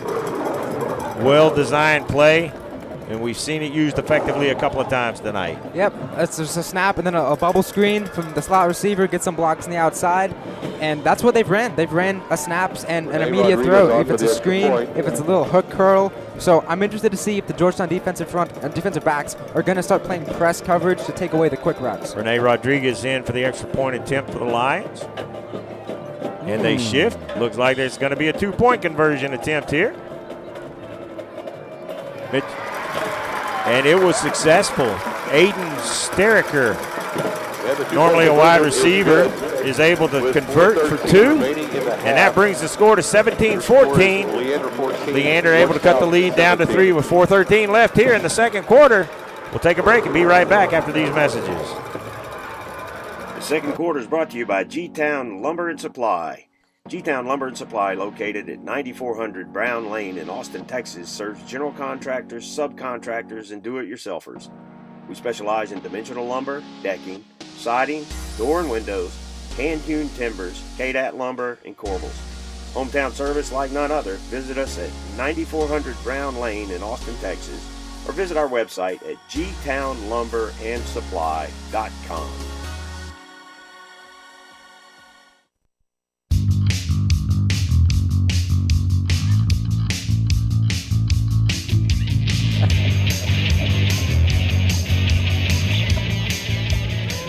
Welcome back to the JCT Memorial Broadcast Booth. We are at AC Bible Junior Memorial Stadium in Leander, Texas, where Leander has cut Georgetown's lead down to 3. It's 17-14. Your Eagles over Leander with 4:13 left. And gentlemen, we got to remember that Georgetown's going to get the ball back after the half. They'll receive the second half kickoff, so this drive is very important for the Eagles. Yeah, and that's why I might expect an onside kick here for Leander, because you might, especially given the fact that Georgetown's going to get the ball to start the second quarter, you might have to think, okay, are they going to try to steal a possession, get an onside right here? Yeah, and you got to worry about that on special teams. So it looks like they're prepared for it. We shall see. Number 7 and 27 back deep for Georgetown. And the kick goes to 27. Xavier Warren. He's able to get across the 25 to the 30. Gets almost to the 35, gets across the 35 with the push forward, so he is out to about the 36-yard line. So Georgetown will start there with 4:04 left in the G-Town Lumber and Supply second quarter. He was expecting that to go for a touchback, and he said, no, I'll take it because it's not going to go in the end zone. Yeah, that got quite a bounce. It hit, and then it stuck backwards right up into the air. That was close because, if the kicker team is down a second later, then we might be in some trouble. Like a pitching wedge got with some backspin on it. So the Eagles start at their own 36-yard line. Noah Boris in the backfield with Andrew Petter. 2 receivers to his right. Jacob Weisheimer at the tight end position also to the right. Weisheimer goes into motion, moves over to the left end of the line. Noah takes the handoff. Quick pass to Weisheimer. He's able to get across the 40, 45. Gets to about the 48-yard line, and he is stacked up right there at the 48, but not before he's able to gain a borrow from Morrow. First down. That was a great tackle there. Went at him low, grabbed up the legs so that way he couldn't fight through him. But you see the power, the size of Weisheimer, the special ability, the unique ability he brings to the offense with his size at the tight end spot. Eagles back to the line. 2 receivers out to the right. Petter in the backfield with Boris. Line gets set. Snap back to Boris, and he hands it to Petter. Petter goes off to the left side. He bounces out to the outside. He gets across the 40, down to the 35, down to the 30, and is pushed out of bounds right around the 31-yard line. And that's another Barrow from Morrow first down as this drive continues. 3:24 in the G-Town Lumber and Supply second quarter. We got a penalty, guys. I think this one's going to come back. Holding.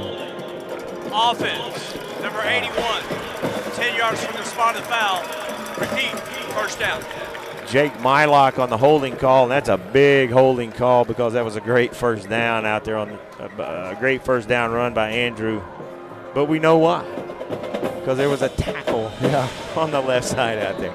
2 wide receivers right. Noah is in the backfield. 1 left, Petter with him in the backfield. 3:24 left in the G-Town Lumber and Supply second quarter. Snap goes back to Boris. He's looking deep. He's got a man deep, and he is wide open, and this is going to be a walk-in touchdown for the Eagles on the 52-yard touchdown pass from Boris to I think it was Weisheimer. The tight end. Weisheimer, and he was wide open. Blown coverage by the Lions. Blown coverage is an understatement. He was even more wide open than the last guy. Guzman in for the G-Town Lumber and Supply extra point attempt. Noah Boris on the hold.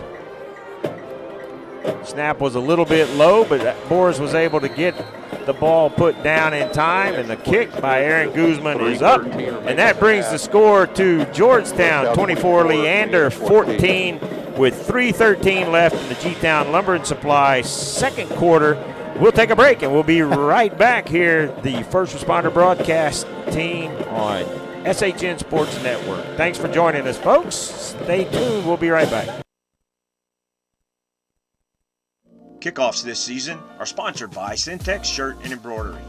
At Syntex Shirt and Embroidery, we offer a variety of unique custom clothing and gifts, as well as personalized embroidery for gifts, schools, fundraisers, businesses, and more. Stop in today to browse what we have to offer and to ask about our custom apparel options. Whether you need 1 shirt or 100, there are no minimum order amounts on any custom pieces. Ask about our military discounts as well. Stop by our shop at 1911 North Austin Avenue, Suite 103, and check out our in-stock spirit apparel, or check out our website at www.syntexshirt.com. The official outfitter of your Georgetown Eagles broadcast team with First Responder Broadcast.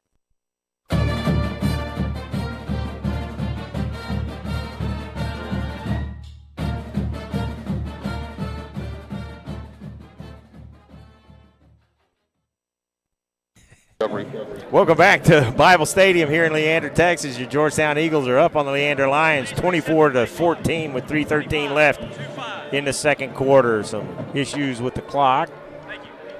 Resetting the play clock. We'll have that drive summary for you after the kickoff here.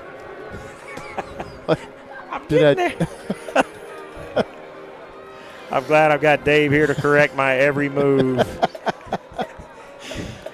Guzman, a short pooch kick taken by number 11 for the Leander Lions, and that's Garrett Peltz. Kick received by Garrett Tights. The Eagles Booster Club drive summary, Holden. 2 plays, 64 yards, 1 minute, 1 second, and the touchdown. Doesn't get much faster than that, and that's exactly what you're looking for when you go on offense. Quick score, big play, touchdown. Somebody asked if I had a 40 time on him, 36. on Warren.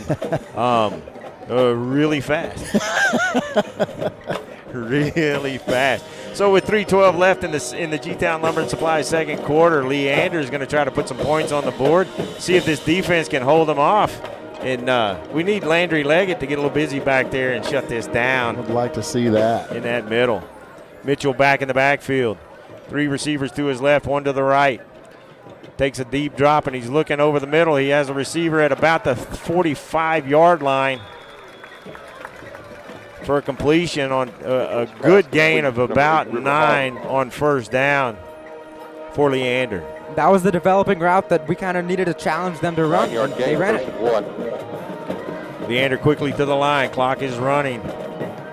Snap goes back to Mitchell. He hands it off right up the middle, and he is pounded at the line of scrimmage. Slight loss. And that was, 3rd and 1. who was that, 42? Yeah, Urban. That's Rieger. Caleb Rieger just got low, had the low pads, beat his man, and just pounded the running back for no gain. So it's 3rd and 1. Snap goes back to Mitchell. Quick throw out to the right, and that is sniffed out beautifully by Leandro Diaz out there on the edge. And that is a loss on that play with the clock running. Wouldn't be surprised if Coach Griffin takes a timeout here because it's 4th down now and about 4. So that is exactly the risk you run whenever you call the repeated screen bubble actions. The corners are going to start biting on that. And if they beat their blocker, it's a big tackle. It's a big hit for the loss there. However, if you're the defensive coach, you've got to warn them, hey, you always got to be aware of the fake bubble screen. Blocker fakes the block and then goes deep and anticipates you jumping the bubble, and they get a big play touchdown. And there's the timeout. Coach Griffin takes his first of the half. 1:54 left in the second quarter. Georgetown leads 24-14. We'll take a break and be right back after this. If your car, RV, or heavy equipment needs glass to be replaced, Pro Glass can get the job done in no time. Windshield chip repairs in under 30 minutes, no appointment necessary. Our local family-owned business stands behind its work with a limited lifetime warranty for as long as you own your car. Ask about our senior discounts. Pro Glass of Georgetown, located at 2303 South Austin Avenue in Georgetown.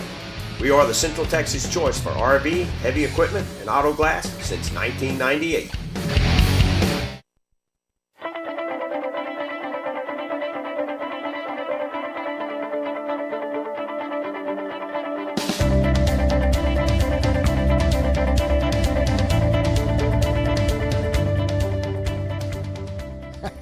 Welcome back to AC Bible Stadium in Leander, Texas. Your Georgetown Eagles leading 24-14. 1:57 left in the first half. Second quarter. Looks like Leander's in punt formation. I'll believe it when it happens.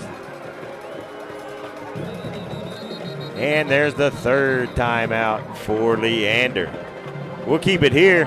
Chat about this. This is a big decision for the Leander coaches here, because if they try for the 4th down and don't make it, they're giving the ball to Georgetown. Right. Already in Leander territory. A punt. Yeah, and Georgetown gets the ball, like you said, at the beginning of the second. Yeah, it's a decision. It's a decision for sure.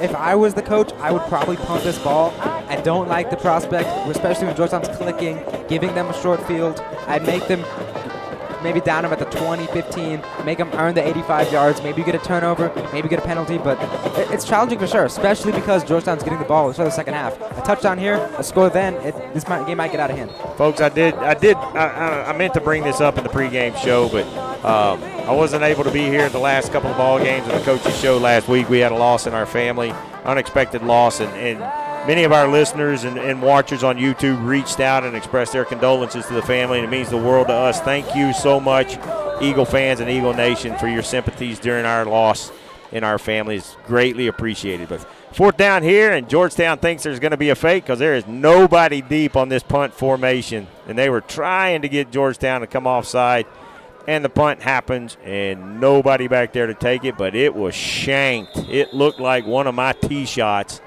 And that ball goes out at about the – it was so bad the referees weren't having a hard time. They haven't stopped the clock either. They let about 5 more seconds run off the clock there. Sideline warning. Georgetown, that's the first of the game. Okay, so Georgetown gets a sideline warning, and the referees had a conference and exchanged some recipes and decided where they were going to spot the ball. So Georgetown starts with 1:44 left in the half at the 35-yard line. And if you're in Georgetown, that's all day.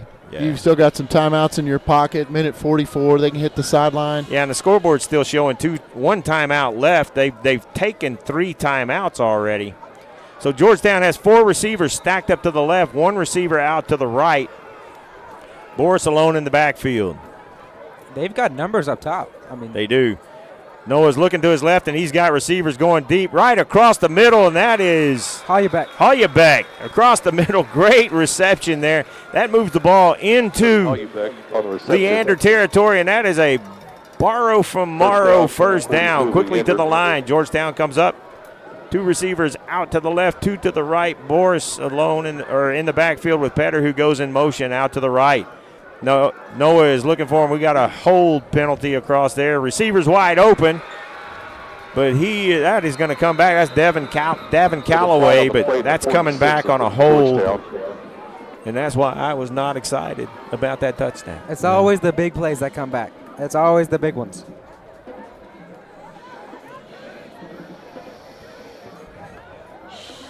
Illegal shift on Georgetown. That's big. It does take away a touchdown, but that is Shift. only 5 yards. The offense. 2-minute motion at the same time. 5 yards remains. First down. Yeah, and taking points off the board in and of itself is huge. So 1:16 left in the half. Georgetown's going to have the ball first and 15 now First and 15, Georgetown. at the 47-yard line of Leander. Boris and Petter in the backfield. One receiver right, two left, and that's a fourth. Timeout. That's No, the no, fourth timeout. That's their third No, final. because I believe Georgetown took a timeout on the other side. Well, we'll take the timeout with them. Stick with us, folks. We'll be right back here on First Responder Broadcasting on the SHN Network. The Smoothie King Red Zone is sponsored by Smoothie King of Georgetown. It's our commitment to blend a more nutritious smoothie from bottom of the cup up. It's your choice, same flavor, zero compromises. Smoothie King at Wolf Ranch, blending goodness to fuel your greatness. Smoothie King is located at Wolf Ranch Town Center, 1003 West University, Suite 110 in Georgetown, Texas.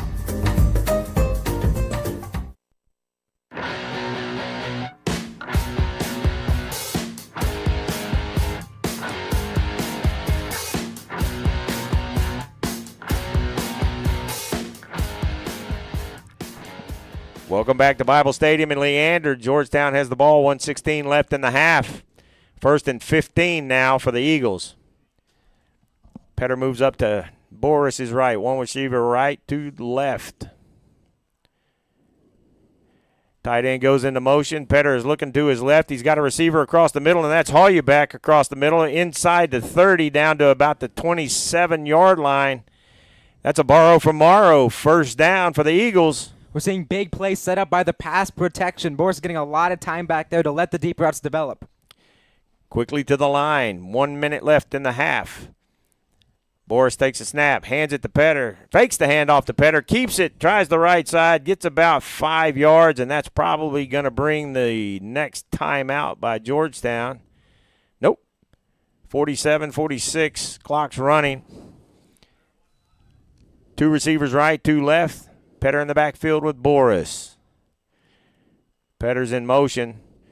Boris takes a snap. He's got a receiver over the middle. That's Holyback. No, that's Petter. And he takes the ball. He gets the reception at the 4-yard line and scores. I thought he was throwing it down the middle because that's where I was looking to a receiver that was wide open across the middle. No flags.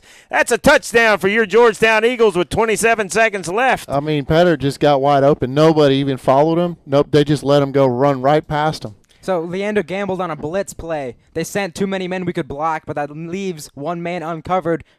Boris finds him, touchdown. Good eye by Noah Boris. He took a shot, too. Guzman is in for the extra point attempt. G-Town Lumber and Supply extra point attempt. Kick is up, and it is good. That's 31 for your Eagles, 14 for the Lions with 27 seconds left in the half. Georgetown gets the ball when they come back from halftime, so those points are big.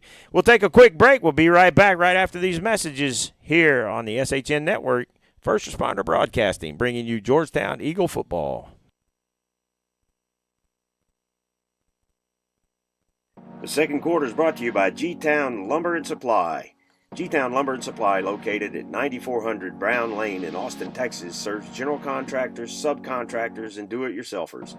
We specialize in dimensional lumber, decking, siding, door and windows, hand-hewn timbers, KDAT lumber, and corbels. Hometown service like none other. Visit us at 9400 Brown Lane in Austin, Texas, or visit our website at gtownlumberandsupply.com.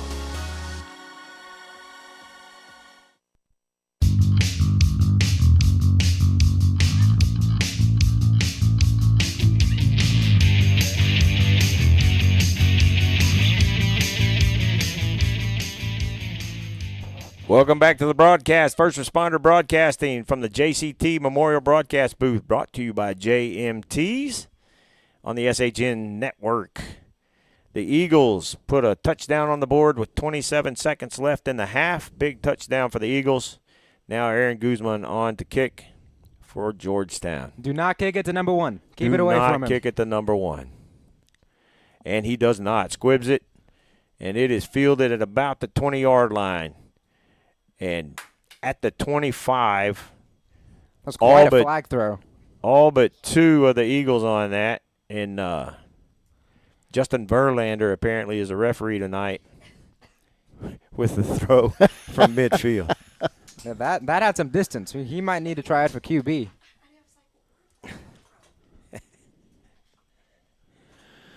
See what the call is.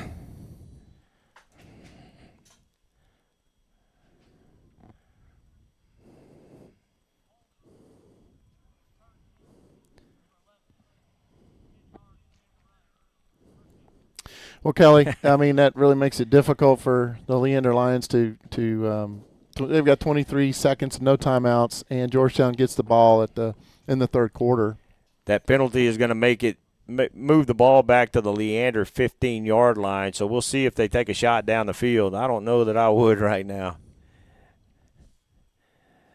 Mitchell takes a snap and hands it off, especially when you got a weapon like that, be able to hand the ball off to Wooldridge, and he's able to get across the 20 to the 25-yard line where they spot it just over the 25. That's going to be a first down.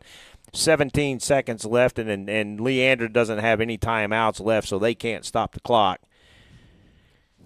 Clock's down to 10 seconds, and it looks like Leander is going to let it run out. Nope. They're hustling to the line. One last play. Handoff goes to number 24. He's able to break a tackle, bounces out to the left side, gets across the 40, down to about the 43-yard line. But that is how the half is going to end. Folks, stick with us at halftime. We're going to show the Eagle marching band at half, and then we'll come back and talk about that half. Hey, Holden, real quick, the Eagle Booster Club's scoring drive on Georgetown's last drive, real quick. It was 4 plays, 65 yards, and 1:03 for the touchdown. Well, folks, at the half, Georgetown leads Leander 31-14. We're going to take a break, and then we will be right back to show the Eagle Marching Band. Stick with us here on the SHN Network. First Responder Broadcasting brings you Georgetown Eagle football. The halftime show of tonight's game is sponsored by Fine Line General Contractor. Fine Line General Contractor, committed to building excellence and relationships. At Fine Line GC, we're dedicated to meeting and exceeding our clients' expectations in Central Texas. Fine Line offers a wide range of construction services, including budgeting, design assistance, scheduling, project management, and more.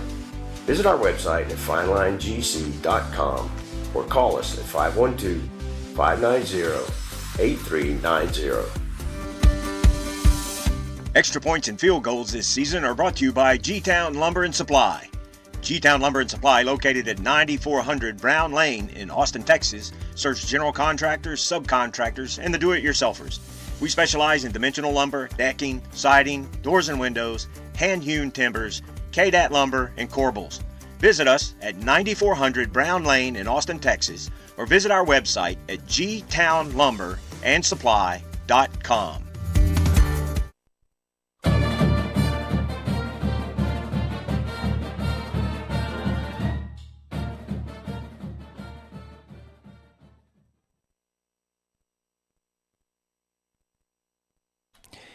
We welcome you back to the Fine Line General Contractor halftime show. The score is 31-14. Georgetown over Leander. We're going to let you see the band, and then we will come back with some discussions about the first half. Thanks for joining us, folks. We appreciate you watching here on YouTube on the SHN Network.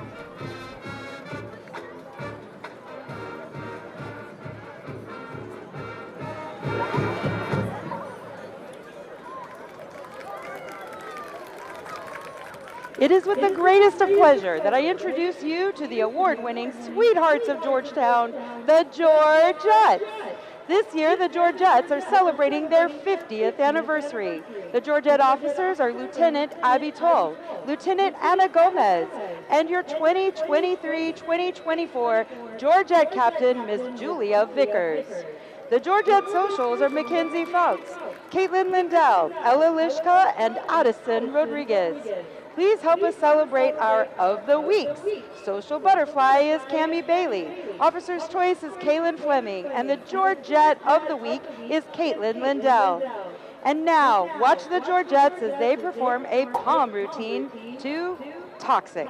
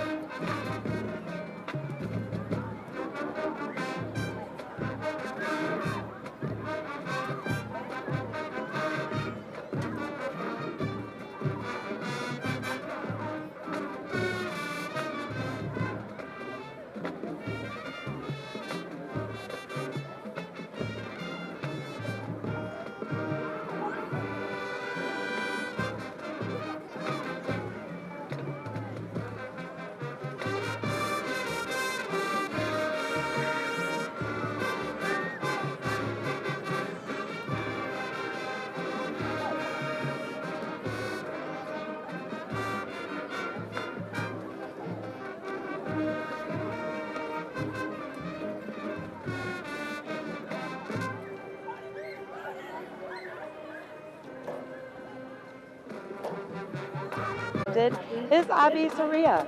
Lieutenant is Brandon Rice. And Sergeant is Mackenzie Slows. Squad leaders are Meredith Levy and Hannah Kahn. Brass caption head is Jay McIntyre. Woodwind caption head is Sarah Fowler. Percussion caption head is Adeline Jansen. Please congratulate our members of the week. Color Guard Officer's Choice, Nick Kutara. Color Guard Member of the Week, Shaylin Walsh. Brass Member of the Week, Kyler Williams. Woodwind Member of the Week, Sophia Mangan. Battery Member of the Week, Alex Mann. And the Front Ensemble Member of the Week is Chris Lee. The Eagle Band section of the week is the Loading Crew. And finally, our Eagle Band Parent of the Week is, ooh, it's me. I'm the parent, it's me, Kim Denning-Knapp. Thanks, band. I love y'all. The Georgetown High School Eagle Marching Band and Color Guard will now perform their 2023 competition show, Mind the Gap. Mind the Gap takes the audience on a tour of London aboard the world-famous Tube. Mind the Gap features trumpet soloist Jay McIntyre, horn soloist Christina Crozier, and narrator Millie Randall. Please sit back, relax, and mind the gap as you enjoy the sights and sounds of the Georgetown Eagle Marching Band and Color Guard.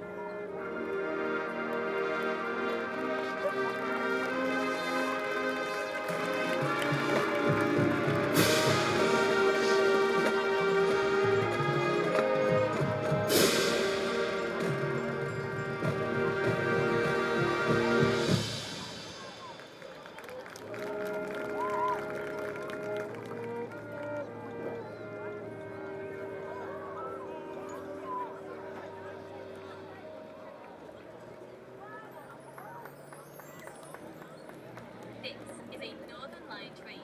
The next stop is St. John's Wood. At this stop, you can go to the infamous Abbey Road, thus associated with the Beatles. Please, mind the gap.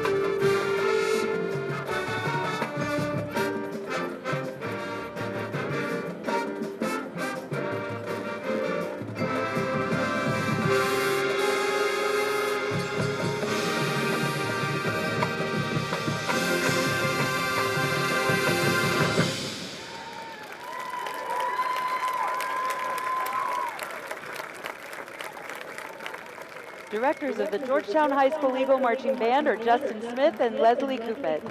Director of Percussion is Jed Leach. Director of Color Guard is Rick Scruggs. Marching Band techs for the Eagle Band are Eric Irvin and Austin Womack. Percussion tech for the Eagle Band is JJ Pereira. Color Guard Assistant Director is Michaela Maldonado. Color Guard staff includes Michelle Medina and Lillian Fox. Music for Mind the Gap was arranged by Steve Morrow and Jed Leach. Percussion arrangements were arranged by Jed Leach, Logan Scott, and Ruben Rodriguez.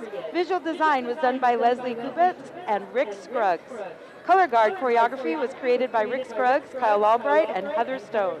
The Eagle Band and Georgettes would like to thank our new Superintendent of Schools, Dr. Devin Potterville, and the Principal of Georgetown High School, Mr. Brian Johnson. Holden's first half stats in the third quarter are brought to you by Graham & Sons Land and Cattle Company.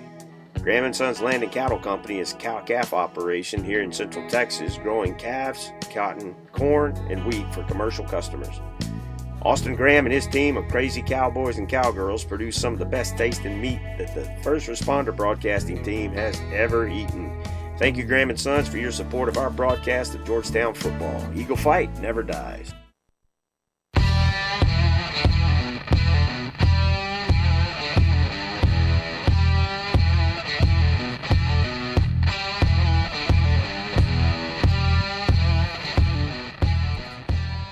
Welcome back to the Fine Line General Contractor halftime show. At the half, Georgetown leads Leander 31-14. Second half will kick off in about 12 and a half minutes. Holden, what do the first half stats look like? So it's a tale of two quarters. We started very slow, 3 points only in that first quarter, but we finished fast, 28 in the second, 4 straight touchdown drives for the Georgetown offense. Noah Boris is 12 of 16 for 235 yards and 3 touchdowns, throwing that to 6 different receivers. Andrew Petter's got 9 carries, 103 yards, and a touchdown of his own. Hollybeck, 4 catches, 58 yards, big on that last drive, a couple big catches over the middle. Petter's got 2 catches, 36 yards, touchdown, and Weisheimer, 3 catches, 84 yards, and a touchdown of his own, which all season highs. So they've really kind of emphasized him, although it helps that there was a blown coverage. He's running wide open, and we know Noah Boris is going to find a guy if he's wide open. But big game for him. They're kind of emphasizing him a little bit more in the passing game. We're averaging 12.5 yards a play. So, I mean, we're in rhythm. We found the rhythm, especially in that second quarter. First quarter kind of slow. Second quarter, we're starting cooking with gas. Yeah, and I do want to thank our camera persons, actually Jory Erickson on the camera, and I do want to apologize because he turned it towards us, so you have to look at us. And David and I sucked in since we're on camera right now. Jory Erickson on one camera, Jason Palmer on the other camera, and Matty Erickson is working our scoreboard tonight. So I said that earlier, actually, but it was muted because I'm an idiot. But it's all right. I'm having a good time. We appreciate all our viewers on YouTube watching. And thank you for your continued support. Yeah, and to what you were talking about, Holden, the offense got clicking finally, and the defense really turned it on. Couple of long drives by Leander, but they did a pretty good job of shutting down the Leander offense there, especially in the second quarter. Absolutely, and the 14 points is a little bit deceptive because it's not all in the defense. We had the special teams gaff. Wooldridge got open. Big lane. We know how explosive he is. He gets the ball at the 25. It's tough for any defense to operate at your own 25 starting off. They get a touchdown, the 2-point conversion out of that. But outside of the first drive for Leander, they have not found any kind of consistent rhythm, which was a good sign for us because they've gone back to that empty look, which gave us fits on that first drive, and they found not a lot of success. So the immediate switch that Coach Nicky and this defense have implemented is working. And it's going to be a big question for Leander to come out in the second half, what they're going to run to try to find some success. Yeah, and I think you're going to find even more success coming out of the locker room because Georgetown always historically makes a lot of changes at the half. Not a lot, but they correct things. They have a few minutes to talk with the kids. And so, yeah, they're making some changes on the sideline, but I think there's going to be substantial changes made in the locker room so you could see a different ball game in the second half. So definitely don't go anywhere. Well, and the coaching staff has done a good job of in-game adjustments, which really helped, especially in that second half, especially on the defense. And there have been a couple of opportunities that Georgetown missed, some open receivers, a couple of throws gone errant. But all in all, the offense has done really well. No turnovers by the Eagles tonight, and that's a good thing. And hopefully they can keep that going whenever they come back in the second half. Absolutely. We've been doing really well with the turnover battle. We had struggled a little bit there early in the season, and now I think we're up 7 right now on turnovers. Is that right? And so, or up 5, something like that. It was 5 at Consol and 2 the other night. Yes. So up 7. So keep that going. Toby Etheridge in the comments asked where the Eagle Band is. I thought we showed them. Yeah. Folks, let us know if that didn't come across. But yeah, we did. Thought they were there. Folks, we're going to take a quick break. We'll come right back with the second half right after these messages from Fine Line General Contractors. The halftime show of tonight's game is sponsored by Fine Line General Contractor. Fine Line General Contractor, committed to building excellence and relationships. At Fine Line GC, we're dedicated to meeting and exceeding our clients' expectations in Central Texas. Fine Line offers a wide range of construction services, including budgeting, design assistance, scheduling, project management, and more. Visit our website at finelinegc.com or call us at 512-590-8390. The JCT broadcast booth is sponsored by JMTs in Round Rock. JMTs provides customized apparel and promotional items to small businesses, schools, and nonprofit organizations. Our services include screen printing, embroidery, and promotional items. Our game-changing direct-to-film printing allows JMTs to print full-color graphics on your garments. JMTs has the experience and confidence to take on any order. Visit our website at jmts.com or call us at 512-388-5555.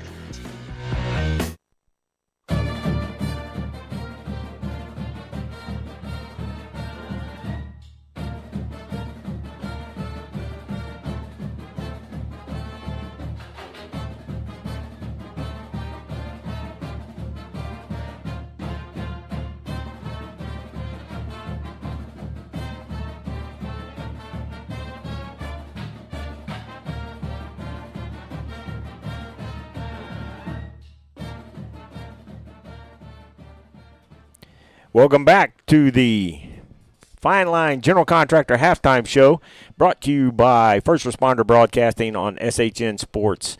We appreciate you all joining us tonight.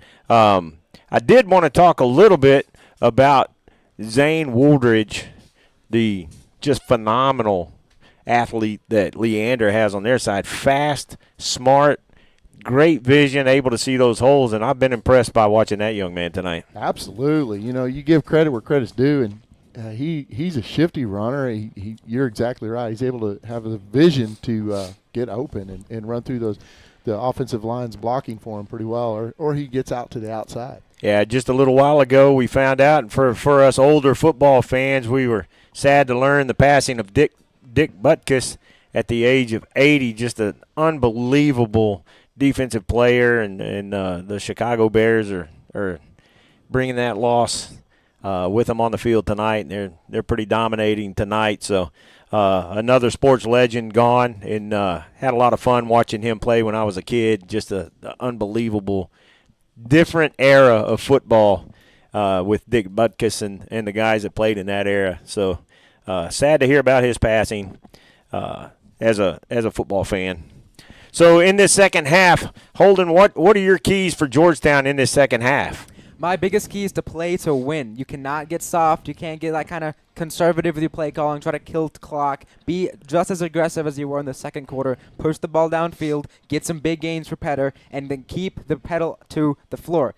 Secondly, you've got to stop Wooldridge. Firstly, he's got 8 touches for 129 yards, including the special teams play. He's shifty. He's electric with the ball. You got to try to slow him down. And my number one way to do that is to play press coverage and not let the immediate throws. If they're going to line him up a running back, there's not much you can do about that. But if he's the bubble receiver they're throwing quick screens to, if you play press and get a man right up there, you completely nullify that aspect of the game, and you force them to try to throw the ball downfield.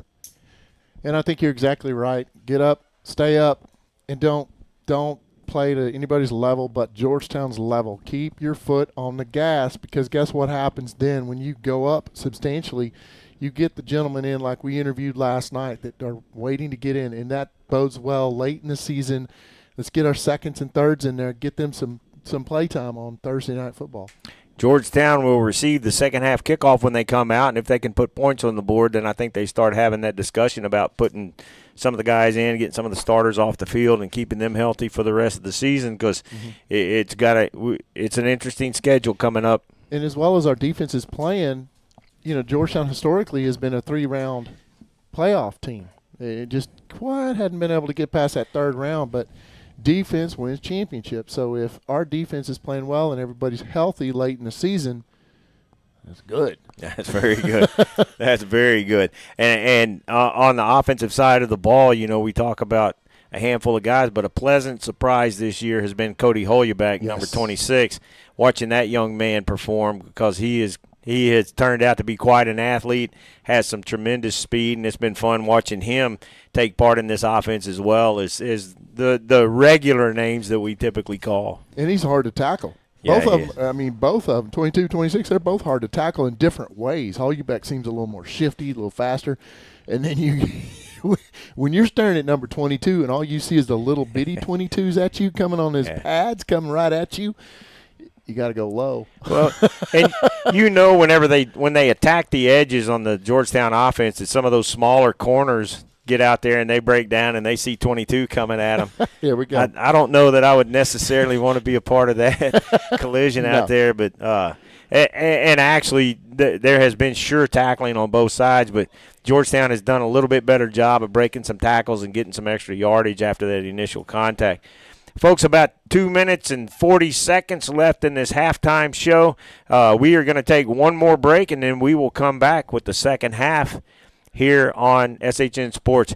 First Responder Broadcasting, bringing you Georgetown Eagle football on YouTube and the SHN Sports Network. We appreciate you all joining us. Stick with us. We'll be back for the second half shortly, right after this. If your car, RV, or heavy equipment needs glass to be replaced, Pro Glass can get the job done in no time.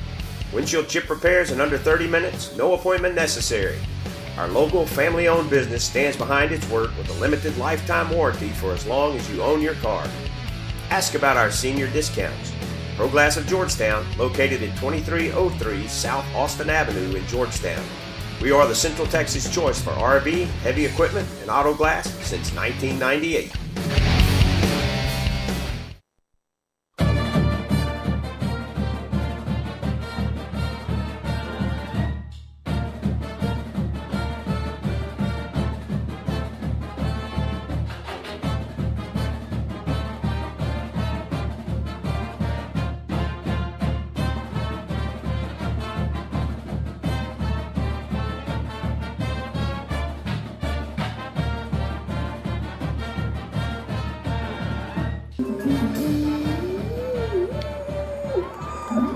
And we welcome you back to AC Bible Junior Memorial Stadium in Leander, Texas. Tonight's game is Georgetown and Leander. Georgetown leads at the half 31-14 over Leander. And that's really loud in our ears, so I'm going to shut it off for just a few more minutes as we get ready for the second half. Band's going to go a little bit long. We do love the sights and sounds of high school football in Texas, but they've got it a little hot. I might run down there to the producing room over there and see if I can crank it down a little bit. Yeah, we got a whole second game going on. It's Kelly versus the crowd mic. Thank you, Leander. And Holden has been fired from this broadcast, and the mute button that Wally loves whenever I say some stupid stuff. There you have it. No, but we appreciate all you folks joining us for the broadcast tonight, all our broadcasts. And again, as you see these sponsors, if you're in or around Georgetown, we would beg you to visit these sponsors and let them know you appreciate their sponsorship of these broadcasts so that we can keep these broadcasts free for you and all the viewers. So we are back for the second half. Georgetown, again, will take the second half kick if there's not an onside kick. And if they don't run over a band member here, and they're about ready to run out, some bands are going to get waylaid here in a minute. It's part of the fun with high school football is you see more trickery on special teams. You see trick plays going, and you see a lot of stuff that you don't necessarily see in the cookie cutter formations. Here is Leander takes the field for the second half. Georgetown will be coming in to take the field here in just a second. And there are your Eagles taking the field, getting ready for this second half. So just a beautiful, beautiful night of high school football here in Leander as the Eagles and the Lions get ready to battle in this second half. Got to give a shout-out to the Georgetown Eagle Booster Club, the field crew. You know, Kelly and I had the privilege of helping out with that years ago. They've got some new inflatables going on, but I just noticed like a blue neon light that they have down there underneath the smoke, trying to kind of make a blue smoke effect. So those guys are getting pretty creative, and that's fun. You know, it's a good experience for these kids. We get ready for the Graham and Sons Land and Cattle Company third quarter here. Graham and Sons and AC Graham, Holden's stepdad, actually at the home games usually brings us something. I think did he bring the steaks he was talking about at the last game? Nothing last game. We're gonna have to get on Austin about that. Holden, you need tight. He said he's gonna bring steaks, but we'll see. Yeah, I don't know what he's slacking for sure. I'll make sure he knows it. Yeah. Folks, if you have an extra bedroom, Holden's going to be looking for someplace to live now and a second job because now he's been fired from this broadcast and evicted. But Not really. We greatly appreciate our sponsors. Without that, we're able, like Kelly said last night on the coaches show, we are able to bring this to you free. A lot of broadcasts, high school broadcasts around the state of Texas or around the country, it's subscription based, and that's how they pay for all of their equipment and the internet usage time and stuff like that. But because of our gracious sponsors that we like to promote, these ads that Kelly puts together for them, that's what helps this stay free on the YouTubes.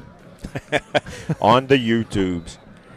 The Blue Crew on the other side, a shout out.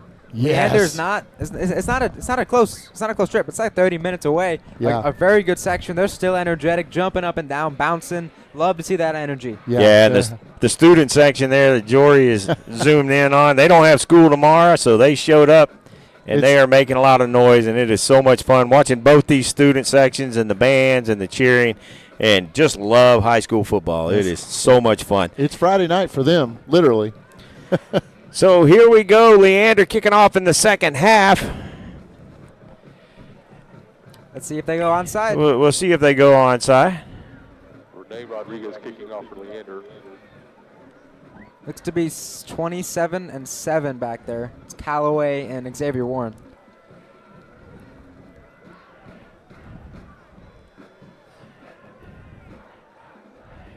And there's that little pooch kick that has actually hurt us a couple of times this season, but it is recovered at the 39-yard line. And there's a little extracurricular activity. And I believe they're going to get Alex Gwynn for some little unnecessary roughness at the end of that play. So that should back it up to about the 20-yard line. No time came off the clock, so I'll correct the clock. I thought I was doing it right. After the play, personal foul. Receiving team, number 24. 15 yards. And that's something you don't want to see. You know, you want to have a pretty clean ball game on all. They said 24, but I don't think that was 24. Yeah. I thought it was Glenn. Maybe it was. Who's to say? So Georgetown starts at their own 19-yard line here in the Graham & Sons Cattle third quarter. Brought to you by Graham & Sons Landon Cattle. Noah Boris in the backfield with Andrew Petter behind him. Snap goes back, and he fakes the handoff, almost dropped it, swings it out to the left. And is that Hoyerbeck? I believe so. Yeah, Hoyerbeck with the reception, and he's able to cross the 25 to the 27-yard line, so it's going to be 2nd and 8. And the band is standing on top of the crowd, Mike, so Leander's band, we apologize for that, but don't have a lot of control over that. 2nd and 2 for the Eagles. Clock's running here in the third quarter. We've seen some great poise. He dropped the ball there, still gets the throw off. Boris takes a snap, fakes the handoff in the backfield, and he is swallowed up for a sack. That's number 23 for the Leander Lions, Tyler Mormon. The sophomore defensive back able to put Boris on the ground, so that brings up 3rd and 5. They came with a stinger off the side, and Boris didn't see him. Took his time trying to let the deep routes develop, but a good call there defensively. Get the unblocked man from the slot and makes a sack. 2 receivers out left, 2 out right for Boris, with Petter in the backfield with him to his left now. Boris is looking for a receiver over the middle, doesn't have one. He's got a receiver. That's Petter out to the right, or out to the left, unable to corral it. Defender did a good job out there of breaking that pass up and keeping Georgetown from making a first down. So Georgetown on their first series in the second half goes 3 and out. I have to imagine number one's going to be fielding this punt. So I'm not sure if we're going to even punt it to him. We might just punt it out of bounds because we do not want Woolridge to touch the ball. Punt it high. Punt it high, yeah. Punt it high, force a fair catch. That also works. Anything to keep it away from him. Don't like seeing this kid with his hands on the ball for Leander if you're a Georgetown Eagle fan. That's for certain. So the offense sputters, and it's a attempted fake, but the ball is on the ground, and it doesn't work out for the Eagles. And that gives Leander the ball at the Eagle 15-yard line with 10:39 left in the Graham & Sons Cattle third quarter. Just a mistake on special teams that's going to give Leander some life in this ball game. Yeah, that was a bold call. And right now they're set up perfectly. It's the second time in this game. Defense has to take the field with their backs to the wall immediately. Let's see if they can somehow force a turnover, keep them out of the end zone at the very least, and try to keep this lead inflated. This is reminiscent to the Vista Ridge game where there was a couple of times our defense was up against the wall right there, and let's see what they can do. Well, and they are definitely up against the wall here. Mitchell in the backfield. Takes the snap, looks to go for the end zone. He's got a man open down there, and it's caught for a touchdown on the end line back there. The receiver seems to be hurt a little bit. Number 3 is the quarterback. He got sandwiched, and then their number 1, the receiver, got hurt on that play. That's Woolridge. That would be a huge loss for Leander, but he just ran by the corner. Corner was flat-footed, kind of just burst right by him, wide open in the end zone. Hope that young man is okay.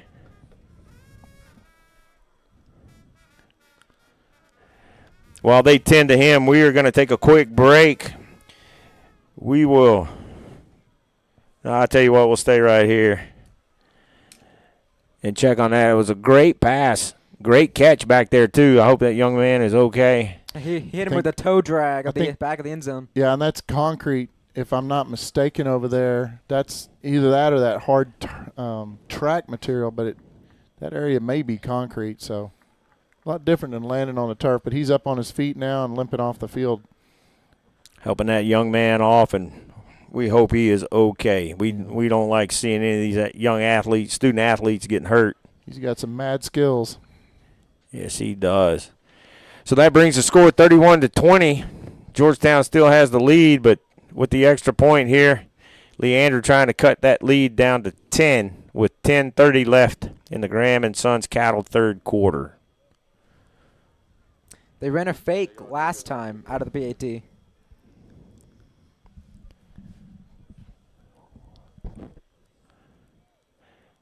Kick is up, and it is good. So that brings the score to 31-21. Georgetown still has the lead. We're going to take a quick break. We'll be back in just a few minutes here on the SHN Network. This is First Responder Broadcasting bringing you Georgetown Eagle football. Holden's first half stats in the third quarter are brought to you by Graham & Sons Land and Cattle Company. Graham & Sons Land and Cattle Company is a cow-calf operation here in Central Texas, growing calves, cotton, corn, and wheat for commercial customers. Austin Graham and his team of crazy cowboys and cowgirls produce some of the best tasting meat that the First Responder Broadcasting team has ever eaten. Thank you, Graham & Sons, for your support of our broadcast of Georgetown football. Eagle fight never dies.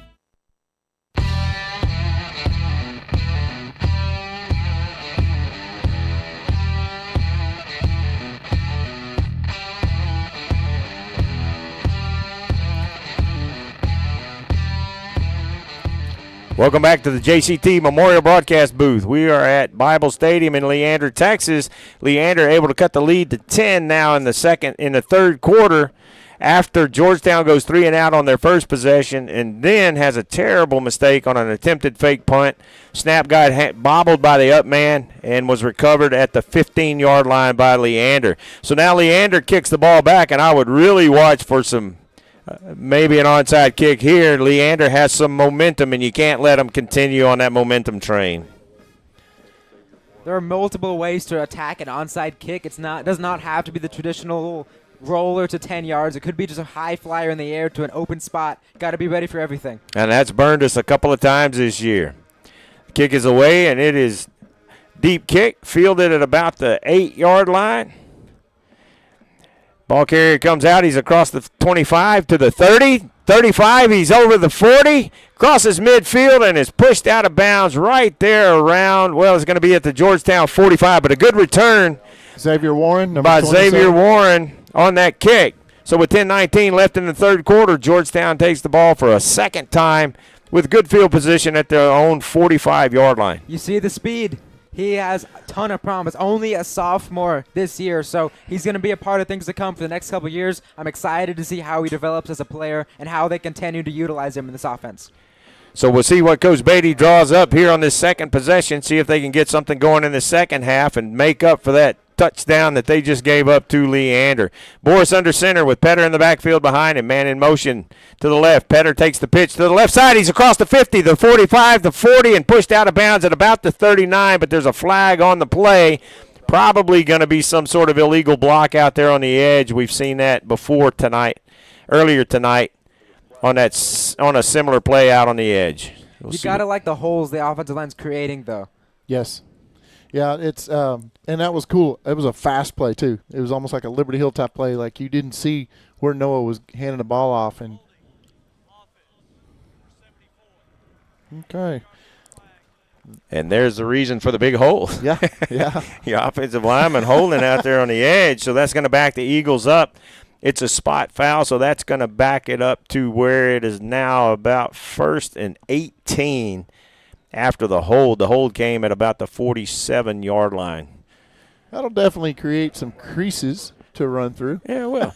10:13 left in the Graham and Sons Cattle third quarter. Boris has 2 receivers right, 1 left. Petter in the backfield behind him. Snap goes back, and he's looking for a receiver deep. Had a man over the middle for a second there, but now he's got the completion to Gavin Calloway.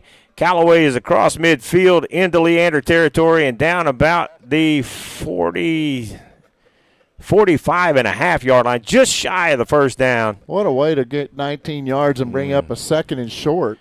Yeah, second and 1 from they marked it at the 46. So this is an area where Coach Beatty likes to take a shot. Yeah, because you have the next play to continue to pick up that 1 yard. Boris under center, though, and he hands the ball directly off to Petter. Petter's right up the middle, crosses the 40, breaks some tackles, gets across the 35, down to the 30, gets a little help from his big friends there on the offensive line, and that push gets him across to about the 30-yard line. I think that was Ian Sanders out there helping him. Quickly back to the line. Same play there. Handoff. Petter to the left side. He crosses the 25 down to about the 23-yard line, and that is a borrow from Morrow. First down for the Eagles. I love it when they do that because it just doesn't give the defense time to adjust.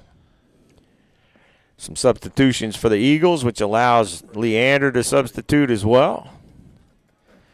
2 receivers out to the left for the Eagles. 2 in the backfield with Noah Boris. 1 receiver to the right.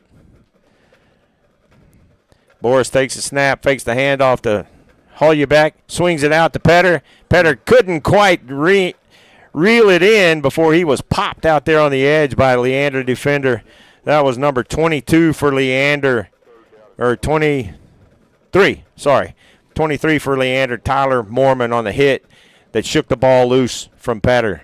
Looks like we've got a timeout. I believe Leander has called a timeout. Yeah, we got an injured player over on the far sideline for Leander. Doesn't look to be too serious, but while they tend to him, we're going to take a quick break. We'll be right back here on the SHN Network, First Responder Broadcasting.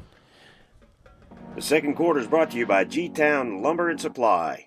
G-Town Lumber and Supply, located at 9400 Brown Lane in Austin, Texas, serves general contractors, subcontractors, and do-it-yourselfers.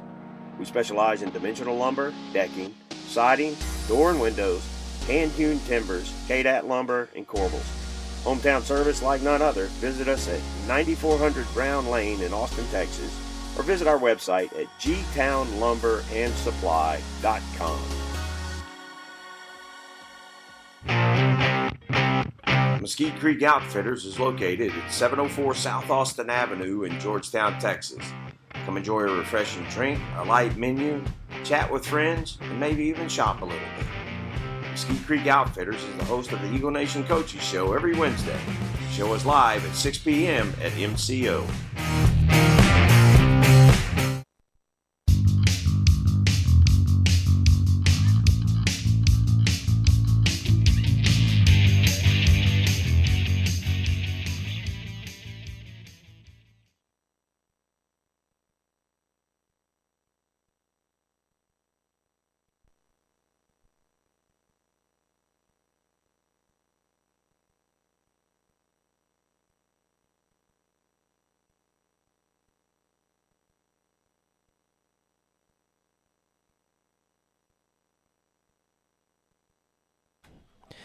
Welcome back to the AC Bible Junior Memorial Stadium.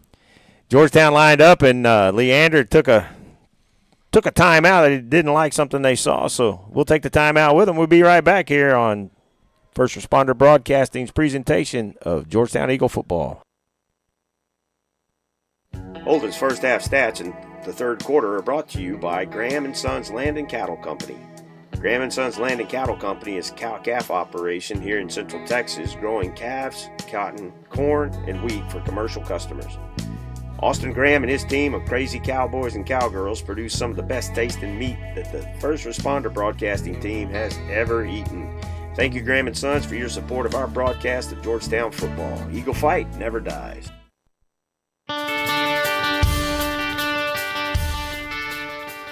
Petter takes a handoff and bounces it out to the left. He's able to get across the 20 into the Smoothie King Georgetown red zone for another borrow from Morrow. First down at the 15-yard line, and it looks like Georgetown is picking up the tempo a little bit here on offense. Andrew Petter's got 12 carries, 134 yards. He's averaging 11.2 yards a carry. It's a first down every time he touches the ball. This offensive line is putting in work today. That's not awful. Petter's out to the right with 2 other receivers out there on the right. Nobody on the left. Noah Boris alone in the backfield. Petter in motion. Boris takes a snap, and he's looking across the middle. Petter's out to the left. He's got the ball. He's across the 10, down to about the 6-yard line where he lowers his shoulder into a defender. And that looks like it's going to be another borrow from Morrow. First down for the Georgetown Eagles. That makes it 1st and goal at the 6 with 8:08 left in the Graham & Sons Cattle third quarter. It doesn't look not like they gave quite the first down. Okay. Wow. So it was not a borrow from Morrow first down. It's nice to be able to just dump it off. You know, you've gone through your reads, and you've always got Petter out there you can distribute it to. Petter moves up next to Boris on the right side. Lone receiver out right, one left. Handoff goes to Petter. He goes off the left side. He's going to score. Beautiful 6-yard run by Andrew Petter on that second down run. And that puts Georgetown up 37-21 with 8:03 left in the third quarter. It's a great response for the Georgetown Eagles offense. Go 3 and out the first drive. Leander gets a touchdown. Might be clawing back a bit. A good, not as long as you might think because of the special teams. Great return by Xavier Warren, but the touchdown drive buffs the lead up a little bit. Aaron Guzman on for the G-Town Lumber and Supply extra point attempt. Noah Boris on the hold. Snap is back. Kick is up.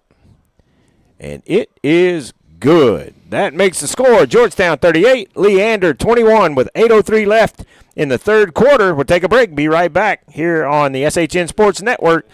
First responder broadcasting presentation of Georgetown Eagle football. Holden's first half stats in the third quarter are brought to you by Graham & Sons Land and Cattle Company. Graham & Sons Land and Cattle Company is a cow-calf operation here in Central Texas, growing calves, cotton, corn, and wheat for commercial customers.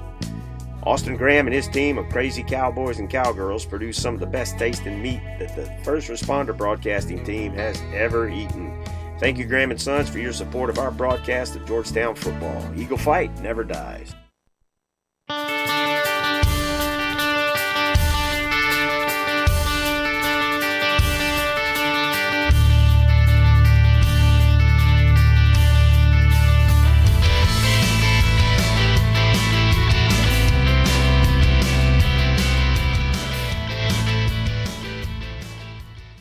We are back. JCT Memorial Broadcast booth here at Bible Stadium.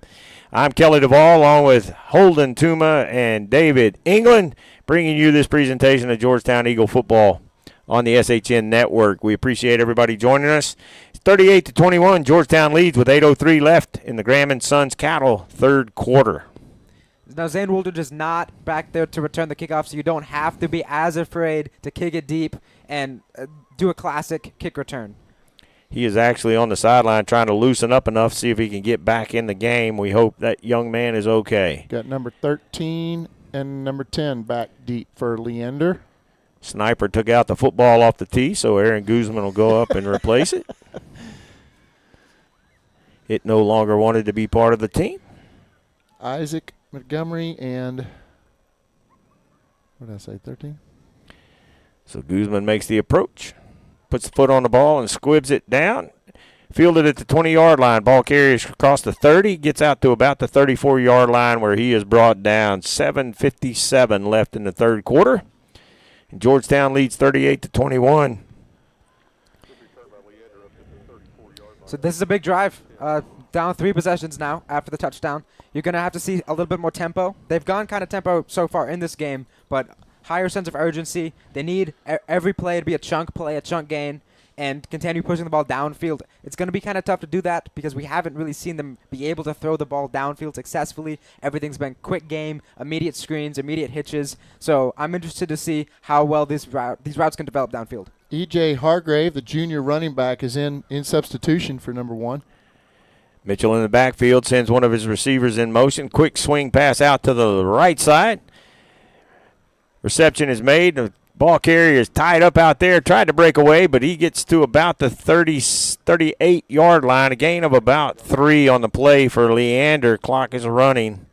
7:40 left in the third quarter. Holden, do you start, if you're Leander, you start looking at plays that go to the sideline to try and preserve that clock? You've only got 2 timeouts left because you've already had to burn one? I wouldn't go that far yet. It's still mid-third quarter. The playbook's open largely. You want more yards than that, though. That was not a great gain on first down. You typically want 8, 9, especially when you're down this much. So that was another screen play. I would start pushing the ball downfield, letting some routes develop, try to get some chunk plays. Mitchell in the backfield has Hargrave behind him. Hands the ball off to Hargrave, and he is wrapped up immediately in the backfield. Looking for the number. Looks like Leggett. Nope, 42. 42. That's Rieger. Caleb Rieger on the stop, and he has done a good job. He's not that tall, but he is stout and strong, and he's able to get his pads below the offensive lineman, and that's the old rule of hand. Low pads wins almost every time. So a loss on the play back to the 33-yard line. That's going to make it 3rd and 11 for Leander. Mitchell in the backfield again. Has Hargrave back there with him. Fakes the handoff to Hargrave. Quick throw over the middle. It's almost picked off right through the hands of Alex Wilson out there. And that's a name we haven't called a whole lot. He saw the green grass in front of him and got excited. He did. And Alex is realizing why he is on defense.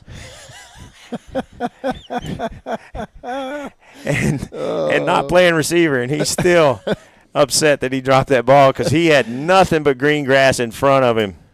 Well, there goes that all-important drive for Leander. That's it. And 4th and long, I don't think they're going to fake it.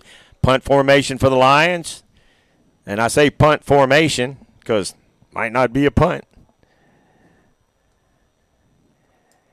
And it is. Almost blocked again. He is taking a long time getting that ball off. Punt's fielded at about the 29-yard line. He's crossed the 40 out of bounds at about the 42-yard line for Gavin Calloway on the return. So Georgetown has the ball back. 6:09 left in the third quarter.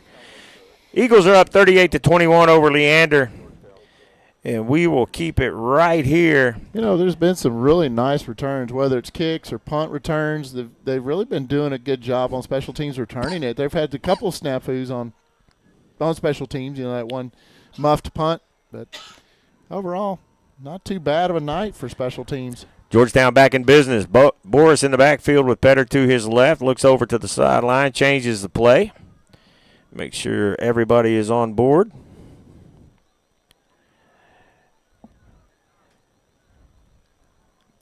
Taking a long time. The game clock's not going. Boris takes a snap and hands it to Petter. Petter bounces off the left side, gets across midfield. He's down to the 45, breaks a tackle, couldn't quite break that second tackle, gets down to the 42-yard line, and that's a borrow from Morrow first down as the Eagles enter Leander territory. You're starting to see Andrew Petter cook a little bit, up to 156 yards on the ground, still averaging over 11 yards a run. That's a first down every time he touches the ball, and you will absolutely take that.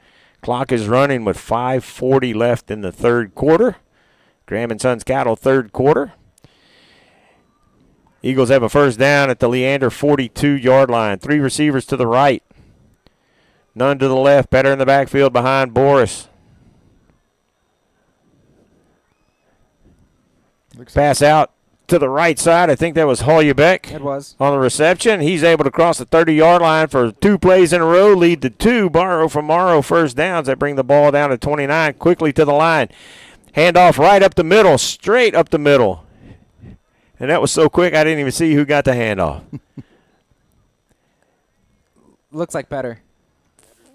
Yep, that was Petter. So I guess that was Holyebeck behind him. They had Petter lined up at the fullback position. It was a little Liberty Hill offense, a little misdirection, wing T. We saw that last game. See, and now, for some reason, the referees have stopped the game. Coach Griffin's over there having a conversation with the side judge. Are they trying to get the spot right? Yep, maybe that last play was. Oh. Don't know what happened. Oh. Not supposed to have 12 men on the field on 11-man football. So instead of taking the gain and it being 2nd and 5, they take the penalty, and now it's 1st and 5, 5:11 left. Referee started the clock, but the clock operator decided he didn't want to pay any attention to the guy in a white hat. So Boris in shotgun formation. Petter off to his left, 3 receivers to the left. Snap comes back, and he hands the ball to Petter. He starts off to the right side, cuts it back a little bit. Gets across the 20 down to the 18, 17-yard line, and that's another borrow from Morrow. First down into the Smoothie King red zone. This is where you want an offense to be, clicking at every level, throwing the ball, running the ball. Defense doesn't know what to expect, even with the clock grinding down with a team that has the lead, because they've shown we're going to go play action, hit Cody Hollyback on a hook route for a first down. Anything's open still. Two receivers to the right. Petter in the backfield with Boris. Hands it to Petter. He goes off the left side. Had an opening there. It closed up a little bit, but he stiff arms the defender and is able to bounce it outside. Gets down to about the 10-yard line. And is pushed out of bounds there. They mark it at the 9, so that's going to be second and about 1, or third and 1. Down and distance guys were running for their life. Petter coming to the sideline there. I would too. Second and 1 for the Eagles. Receiver goes in motion, and somebody jumped. And they're calling it a false start.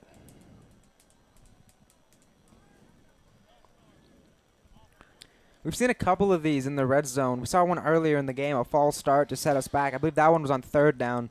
So a little bit of poor execution in the red zone, which was not the case coming into this game. I think Georgetown was up to 93% scoring drives in the red zone. In the Smoothie King red zone. The Smoothie King red zone, absolutely. So we've got a player down for Leander while they tend to him. We're going to take a break. We'll be right back here. First Responder Broadcasting's presentation of Georgetown Eagle football continues on SHN in a moment. The JCT broadcast booth is sponsored by JMT's in Round Rock. JMT's provides customized apparel and promotional items to small businesses, schools, and nonprofit organizations. Our services include screen printing, embroidery, and promotional items. Our game-changing direct-to-film printing allows JMT's to print full-color graphics on your garments. JMT's has the experience and confidence to take on any order. Visit our website at jmts.com or call us at 512-388-5555.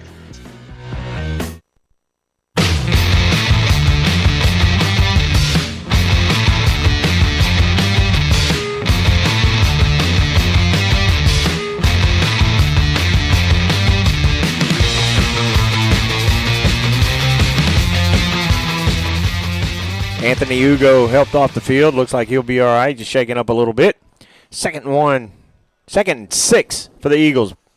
Noah Boris drops back, and the ball is swatted as he tried to throw it out to the left to Andrew Petter with no luck. So the pass is incomplete. It'll be third and 7. Another injured player at the goal line. Another injured player for. That's 4.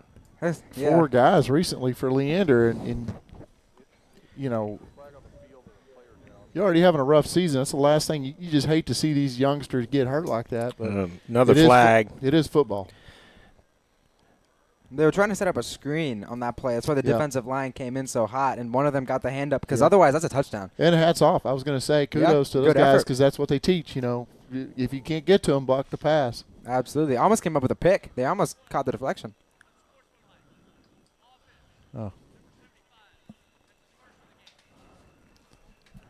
So we'll have to say Georgetown's had some penalties this game. Yeah. And they're the kind of penalties that as a coach it probably is driving them bat crazy over on the Brant Hargrove on the unsportsmanlike penalty there, which means there was some activity after the whistle blows. And those are the penalties that make coaches insane. It's the pre-snap and the after the whistle penalties that are just uncalled for.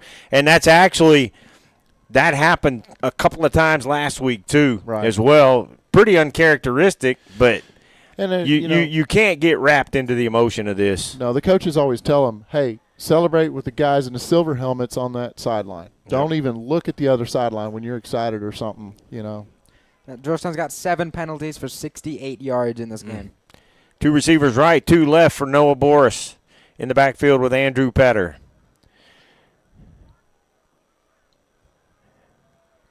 Boris looking deep, and he's got a man wide open, and that's the second drop by Gavin Calloway that would have resulted in a touchdown. That is a costly drop. And now there's another player on the field for Leander. Looks like he's having some cramp issues. So they'll take a timeout while they tend to him, and we will take that timeout with him. We will be right back here in the Graham & Sons Cattle third quarter. 4:10 left. Your Eagles are up 38-21 over Leander. We'll be right back after these messages. Holden's first half stats in the third quarter are brought to you by Graham & Sons Land and Cattle Company. Graham & Sons Land and Cattle Company is a cow-calf operation here in Central Texas, growing calves, cotton, corn, and wheat for commercial customers. Austin Graham and his team of crazy cowboys and cowgirls produce some of the best tasting meat that the First Responder Broadcasting team has ever eaten. Thank you, Graham & Sons, for your support of our broadcast of Georgetown football. Eagle fight never dies.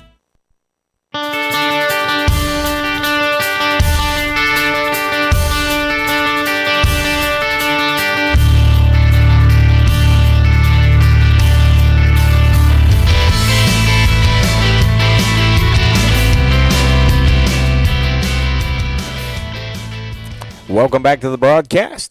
Georgetown Eagles versus Leander Lions. Georgetown's up 38-21 with 4:10 left in the Graham & Sons Cattle third quarter. It is 3rd and 21 for the Eagles. Well, we saw him do a little pooch kick last time, and I think it's a long ways to go to get that first down at the 9-yard line. So, yeah, 22 yards away. And they're going to run the clock left. Boris doesn't see something he doesn't like, or this has been a sloppy third quarter. Oh, they're getting the down marker in the right position. Okay, that's why I was looking for it and couldn't see it. I think he went and got a hot dog on that timeout, so had to wipe the mustard off his hands and get back on the field. So it's 4th and 21 for the Eagles. Boris back deep. Sends a man in motion, and this is not a fake. Looking deep. Oh, and Holyback ball was there, but it was tipped. Good by number 40. Good play on defense. Good defensive play by Michael Segovia for Leander. So the ball goes over on downs. It's not a great play call for 4th and 22. That was essentially just a shot to a guy who had 4 defenders kind of in the area. So, but there's not a lot you can do. It's a long field goal. There's been some wind today. 22 yards for the first down. You don't really want to punt from the 29-yard line. So, and honestly, per Doppler Dave, there's really no wind now. Oh, the wind you're stopped. looking at the flags over there by the field house, and it's just not much going now. Receiver goes in motion. Mitchell fakes the handoff to him. Quick throw. It's picked off by the Eagles. He's across the 30 to the 25, down to the 20, down to the 15, and across the 15, tackled down at about the 13-yard line. And that was Garrett Lloyd. It was Garrett Lloyd on the pick, I believe. Okay, Garrett Lloyd on the pick. Great pick, so there'll be a spike in the garbage can over there, and Coach Nicky is having a one-man party on the sideline. Fired up at the turnover. So the turnover on 4th down didn't cost the Eagles any, and actually now they have the ball at the 13-yard line of Leander. 3:51 left. So that was our 5th down play. Now we get a first down out of it. That's it. Boris has Petter to his right in the backfield. 2 receivers to the right. Boris takes a snap, hands it off to Petter. He cuts off the left side. He's got one man to beat to the end zone. Stiff arms and turns the corner, dives for it, and the referee says touchdown! Andrew Petter on the 13-yard scamper for the Eagles from the borrow from Morrow first down position inside the Smoothie King red zone, and that's another touchdown for Andrew Petter. Petterheads unite. Andrew Petter's having an unbelievable performance. 17 carries, 184 yards, 3 touchdowns on the day for Andrew Petter. Those numbers keep going up, too. What a great run by Andrew, and then he just muscled his way into the end zone out there. And I guess we have another injured player. You're seeing both aspects of Andrew Petter's game come to light, though. The power that he's known for, but the speed that's very deceptive. Yeah, Leander's got another injured player. That's 5. It's over there on the other sideline. It's going to take him a minute. That was one of the defenders that tried to tackle Petter out there, and I guess he came up on the short end of that stick. That's a tough out, tackling Andrew Petter. That's a tough task right there. Andrew Petter, he runs with purpose, and he's very hard to bring down. And when he hits you, you know it. So that's going to be number 26 for Leander. Calvin Kessler walking gingerly off to the sideline. 3:40 left in the Graham and Sons Cattle third quarter. Georgetown's up 44-21 with the extra point pending.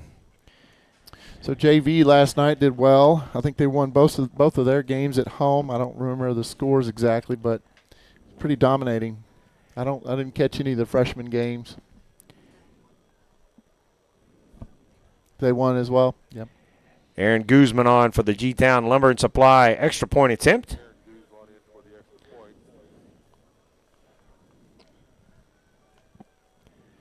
Snap back, hold down, kick is up, and it is good. That makes the score 45-21. Georgetown in the lead. 3:40 left here in the third quarter as Georgetown takes control of this game. We will be back here on the SHN Network, First Responder Broadcasting, Georgetown Eagle football. We'll be back in just a few minutes.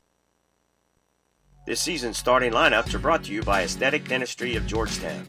The mission and purpose of our aesthetic dentistry team is to help provide a quality life with healthy and beautiful smiles. We want to develop relationships with our patients and always provide an amazing experience for them. Let us help you determine if a highly trained cosmetic dentist is the best option for your smile. We're located at 3622 Williams Drive, Building 2 in Georgetown, Texas.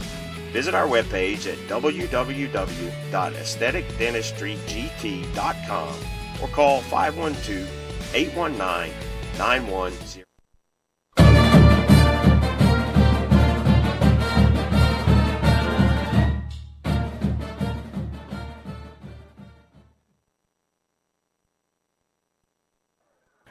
Welcome back to this presentation of Georgetown Eagle football.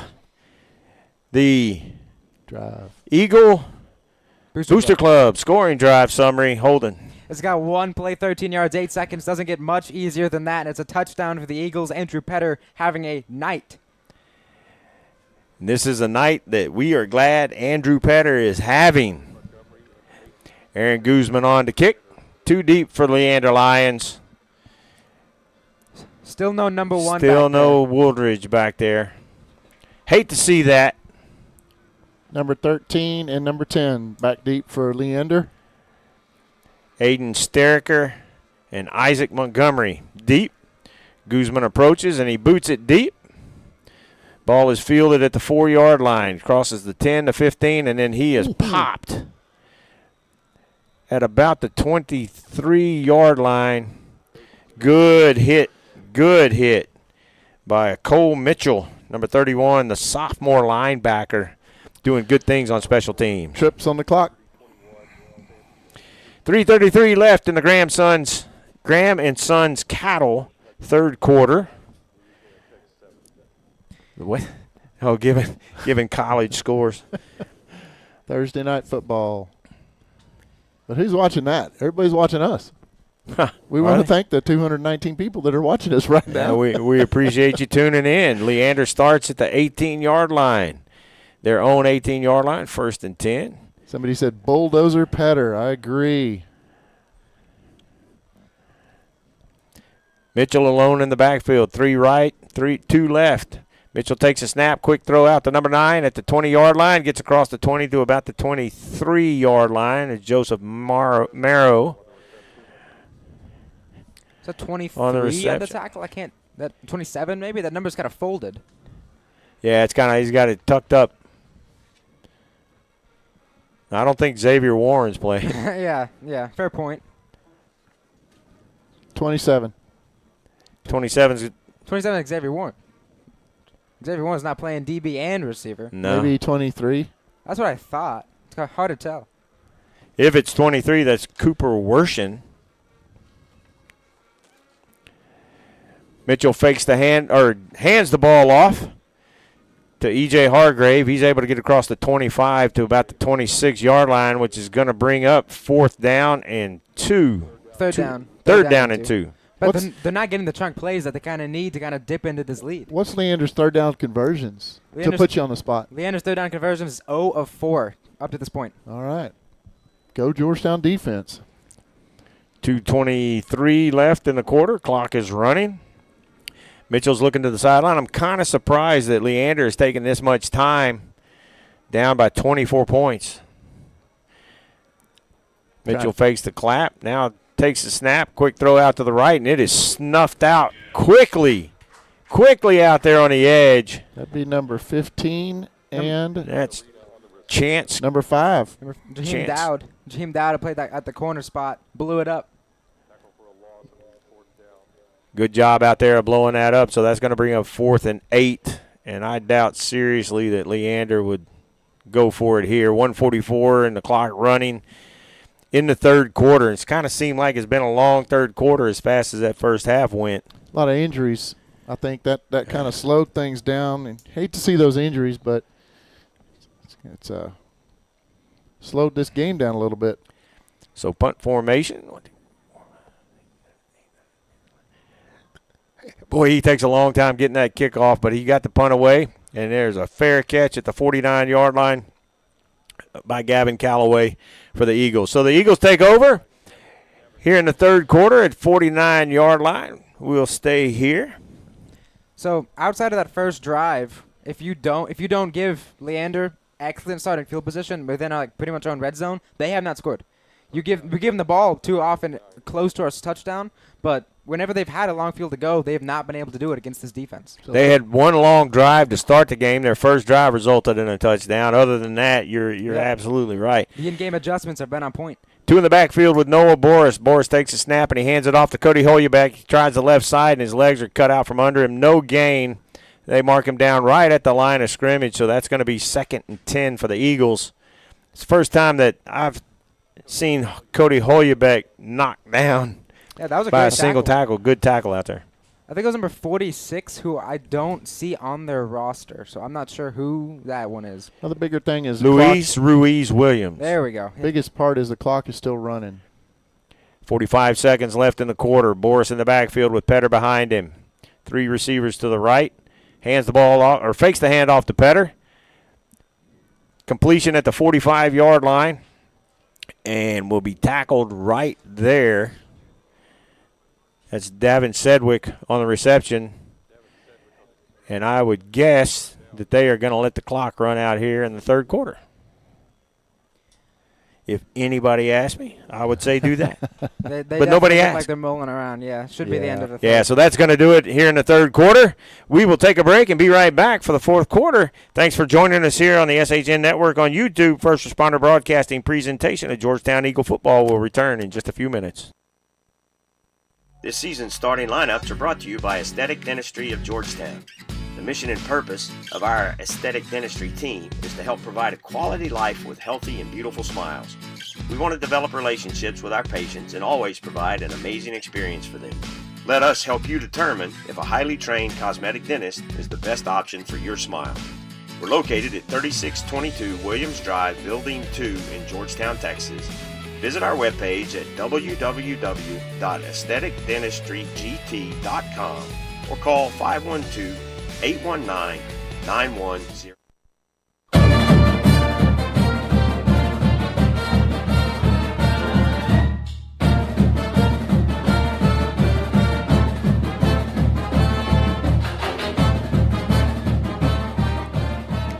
Welcome back to the AC Bible Junior Memorial Stadium in Leander, Texas. I'm Kelly DeVoll along with Holden Tuma, David England, and the rest of our broadcast team bringing you this game live tonight here in Leander. We're excited to be here.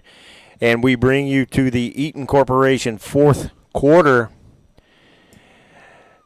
Got to close it out. Yes, we do. We need to stay strong and don't slow down a bit. Keep your foot on the pedal. You know, I'd like to see at least one more good scoring drive from Georgetown, and then I'd like to see our defense, even if they get some seconds in there. Let's don't let them get any more points. Yeah, let's hope the offensive line goes to the Eaton Corporation on the defensive front for Leander. That'll be the key to the win here. I like what you did there. So coming back, starting Eaton Corporation fourth quarter, Georgetown 3rd and 5 at the Leander 46-yard line. Boris in the backfield with Petter off to his right. 3 receivers left, 1 right. Noah is checking the signals. Almost got him with the hard count. Would have been an easy first down. Boris looks out to his left real quick, has a receiver out there, and another drop on a wide-open receiver. Ivan Espinoza with a drop out there, and, man, those drops have kept us from putting this game completely away. Yeah, that was a well-designed play, too. It was man coverage. Yep. The 2 inside receivers are going to kind of rub against the outside man, the outside DB, and it's just going to be a slant. Since the rub is there, the contact kind of prevents the DB from playing up in the slant, wide open, just a drop right through his hands. 4th down. 4th and 5, Georgetown in punt formation. And it's actually going to be a punt. High kick, short kick. Ball bounces at about the 36, takes a little bit of a Georgetown roll. Now a good Georgetown roll. Down to the 19 and is downed at the 18-yard line. So Leander will start 1st and 10 at the 18-yard line, 11:39 left in the Eaton Corporation 4th quarter. And so, again, we've really only seen the quick game and some runs from Leander. Despite the lead that we have on them, they've not really pushed the ball downfield other than the one play where they threw an interception. So it kind of makes sense that they have not been able to push the ball downfield. I'm not sure how much confidence they have for the offensive line to hold up, especially against the defensive front and the DBs. So Logan Mitchell. All right, sideline warning on Leander. So paybacks. Logan Mitchell, the quarterback for Leander, brings his team out. 1st and 10 at the 18-yard line, 11:39 left in the 4th quarter. Mitchell takes a snap, and he's looking to his left side. A little swing pass out to the running back. And he is brought down, forced out of bounds at about the 19-yard line, so a gain of 1 on the play. 2nd and 9. So a screen is kind of deceptive because it is a close throw, but typically a screen's a gamble. You typically get a big chunk or not a lot or even less. So right there, well played by Georgetown defense, only gain of a yard. Mitchell takes a snap and hands the ball off straight up the middle. Run is stopped after a gain of about 3 yards, so that's going to bring up 3rd and 5 for Leander. E.J. Hargrave on the carry. That's strange. I mean, clock's still running, so that bodes well for Georgetown. Yeah. It's just interesting play calling for Leander. 3rd and 5 for the Lions. They haven't really been able to do a lot with the passing game, so it's kind of hard to when you're down 24 to come back when you can't do a lot with the passing game. So Hargrove actually just lays on the ground now, and he's going to need some assistance. So while they tend to him, we are going to take a break, and we will be right back on the SHN Network. This is First Responder Broadcasting presentation of Georgetown Eagle football. Kickoffs this season are sponsored by Syntex Shirt and Embroidery. At Syntex Shirt and Embroidery, we offer a variety of unique custom clothing and gifts, as well as personalized embroidery for gifts, schools, fundraisers, businesses, and more. Stop in today to browse what we have to offer and to ask about our custom apparel options. Whether you need 1 shirt or 100, there are no minimum order amounts on any custom pieces. Ask about our military discounts as well. Stop by our shop at 1911 North Austin Avenue, Suite 103, and check out our in-stock spirit apparel, or check out our website at www.syntexshirt.com. The official outfitter of your Georgetown Eagles broadcast team with First Responder Broadcast.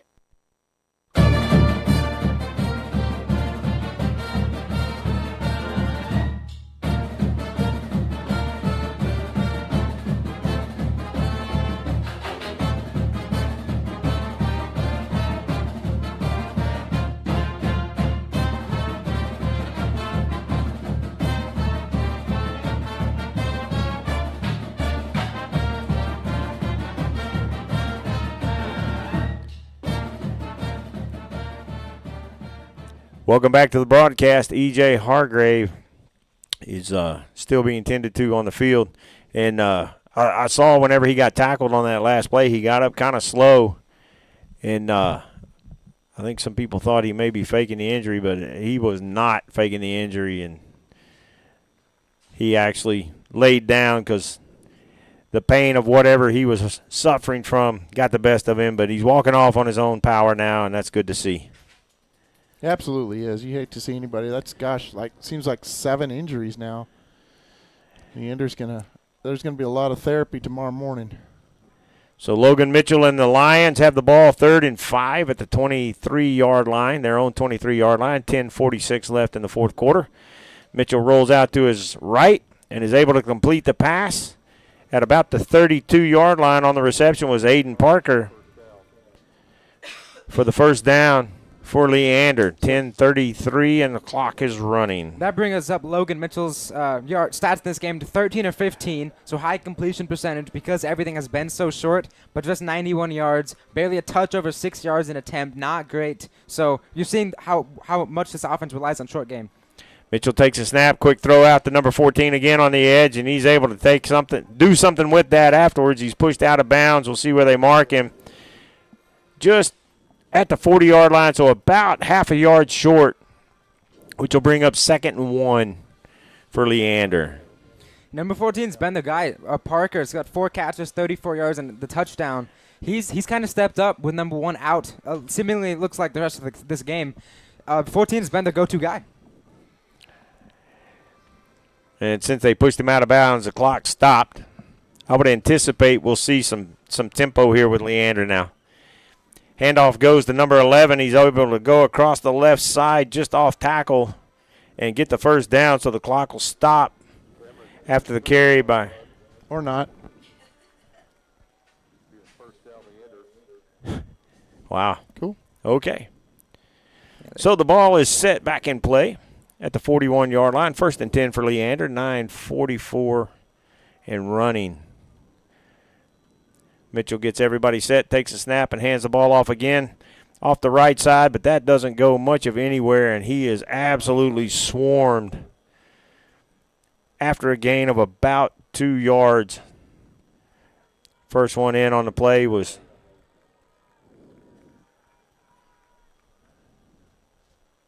Seth Warren was first in there on the play to stop that. 2nd and 8 for Leander. Seth Warren has had himself quite a night making plays. He's up to 4 tackles right now, but this defense is all over the field. They're stepping up big time, making tackles when they need to. A lot of short tackling, especially since this number 1's no longer in the field. Mitchell takes it, fakes that swing pass out to the right, and goes deep. And the only person that had any kind of a chance out there on the edge was actually Luke Holly. But it was over his head. So Mitchell got some quick feet back there because he started feeling a little bit of pressure. And when you got big number 99, Michael Valenta, chasing you down, well, actually Michael's not on the field right now. So that's the counter to all those quick games. You hit him with the pump fake and then the go route with one of the blockers. But excellent discipline for Georgetown. They were ready for it. I'm sure the coaches emphasized, hey, always stick with your guys. Nothing there. Great job by this defense. Yeah, you've got some rotation now. Number 90, Luke Butch is in. Number 56 is in. And you got 42 on the other side. Lots of substitutions. 3 receivers left, 1 right. Mitchell takes a snap and hands the ball off. Ball carrier is able to shake a tackle in the backfield and get across the line of scrimmage to about the 45-yard line now. So that's going to bring up 3rd and 6. Should be 4th, actually. 4th and 6. But that was Hargrave, so he is back in the game. Good to see. But it'll be a 4th down, and this is really the last surge for Leander. Yeah, and at this point they have to go for it. 8:20 left in the fourth quarter. Clock is running. I got to see Luke last night at the JV game. A lot of them came up there, and he's all muscle. He's a big dude. Just a junior, too. So 4th and 6. Mitchell fakes that pump fakes out there, and again the ball is overthrown to number 24, so the ball will go over on downs. Georgetown will take over there at the 45-yard line in Leander territory. 8:02 left in the fourth quarter. Eaton Corporation fourth quarter here at Bible Stadium in Leander, Texas. We might see the starters pulled here. I can't see the huddle, so I'm not sure who all is in there, if it is the backup quarterback or not. But I'd be kind of surprised if Noah Boris takes the field. No, Boris is taking the field. Petter's back there. Well, there you go. All right. Yeah. I think they want to see some more productivity. 2 in the backfield with Noah Boris. 1 receiver out to the left. Hollenbeck. Handoff goes to Hollenbeck. He tries the left side. He's able to get across the line of scrimmage down to about the 40-yard line, so that's going to be a gain of 5 for Cody Hollenbeck on the carry. Wally, Kelly, I would love to see Georgetown take this 7 minutes and 40 seconds and just control this final drive and run this clock down. Just run. There should not be any passes at all. Yeah. Well, you're not going to see him in any kind of hurry. Yeah, the play clock should not be over 5 on any of these snaps. No.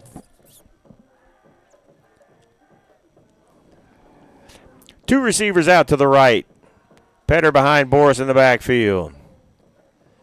Takes a snap and hands it off. Petter goes right up the middle, then cuts out to his left. There's a flag on the play. That's going to be a hold. Petter is across the 25 down to about the 23-yard line, but that one's going to come back. And that's going to be a hold on Georgetown. And this is the sloppiness that the coaches don't want to see in a 24-point game. A lot of penalties. This will be their 8th one. Yardage pending, and that's going to be a talking point this week in practice for Coach, trying to stay disciplined, especially late in games. This one isn't as close as maybe future ones might be, but 8 penalties against a College Station later in the year, that's going to be hard to overcome. And a name we haven't heard called on many penalties this year is Jordan Arrett, and he is the one who was called on the hold there. So that makes it 2nd and 15 for the Eagles with 7:05 left. Clock is running. Handoff is fake. Swing pass out to the right side. There's one blocker out there. He's got a good gain. He's across the 20, down to the 10, down to the 5, and touchdown, Georgetown Eagles. And he slipped and got hurt on that concrete. I don't know who that was. Hollenbeck. That's Cody Hollenbeck. The clock still ran 5 seconds off, which is fine. Cody Hollenbeck, after he crossed the end zone, got to that concrete that's beyond the end zone and slipped and fell. I hope he's okay. Yeah, that's poor placement. If I'm going to be honest, these kids are coming the end zone fast. Yeah, it's hard to slow down like that. And they've got it on both ends. So yeah, especially on cleats. I mean, you see right there a slip. Hopefully he's okay. Concrete is very unforgiving, as I'm sure we all are aware. Aaron Guzman on for the G-Town Lumber and Supply extra point attempt. Kick is up, and it is good. So that makes the score 52-21, 6:48 left in the Eaton Corporation 4th quarter. We will be back right after this.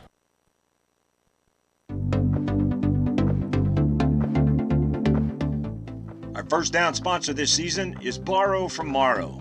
Borrow from Morrow, our team is dedicated to providing the best mortgage experience possible. We do that by offering easy-to-use mortgage tools, including our handy mobile app, competitive rates, and assistance from an experienced loan officer. Our loan officers understand the local markets, have access to a wide variety of loan programs, and are ready to guide you through the process. Your family, your future, our focus. For your mortgage needs, remember, Matt Morrow, Borrow from Morrow.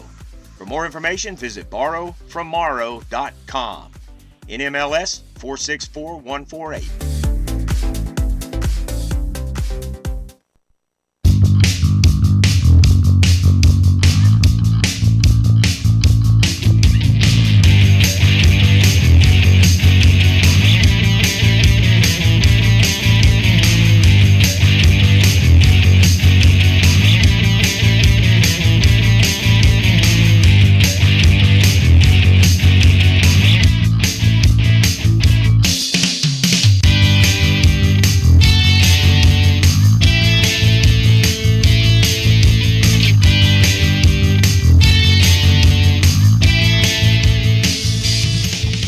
Welcome back to this presentation of Georgetown Eagle football by First Responder Broadcasting on SHN. We are at AC Bible Stadium in Leander, Texas. Georgetown leads 52-21 with 6:48 left in the game.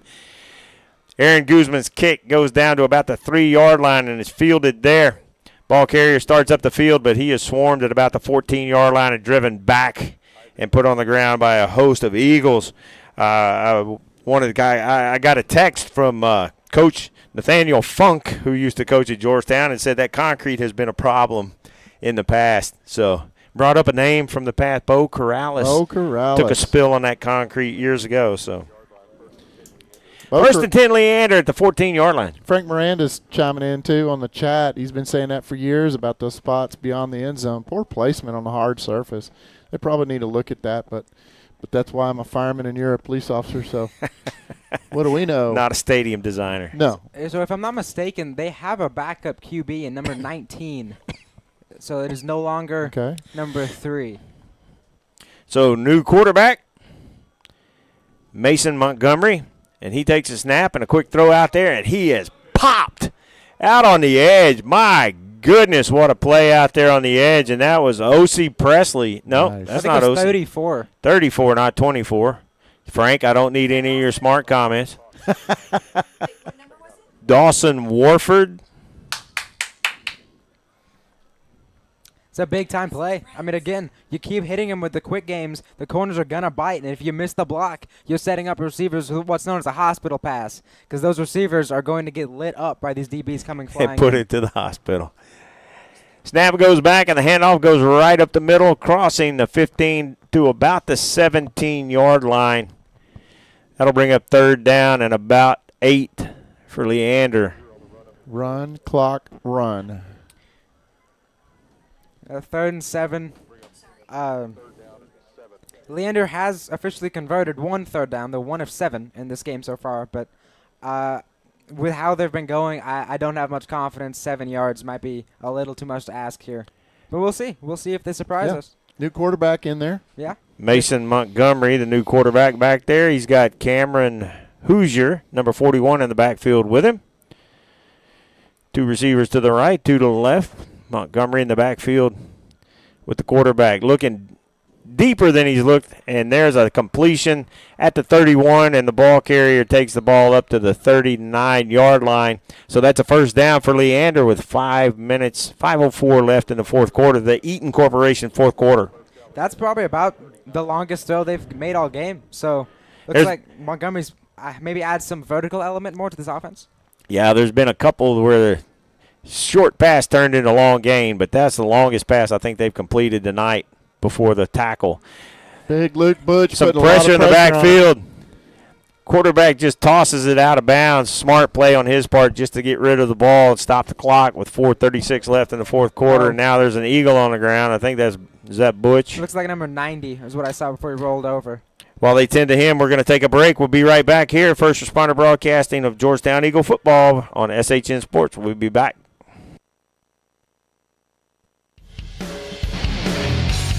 If your car, RV, or heavy equipment needs glass to be replaced, Pro Glass can get the job done in no time. Windshield chip repairs in under 30 minutes, no appointment necessary. Our local family-owned business stands behind its work with a limited lifetime warranty for as long as you own your car. Ask about our senior discounts. Pro Glass of Georgetown, located at 2303 South Austin Avenue in Georgetown. We are the Central Texas choice for RV, heavy equipment, and auto glass since 1998.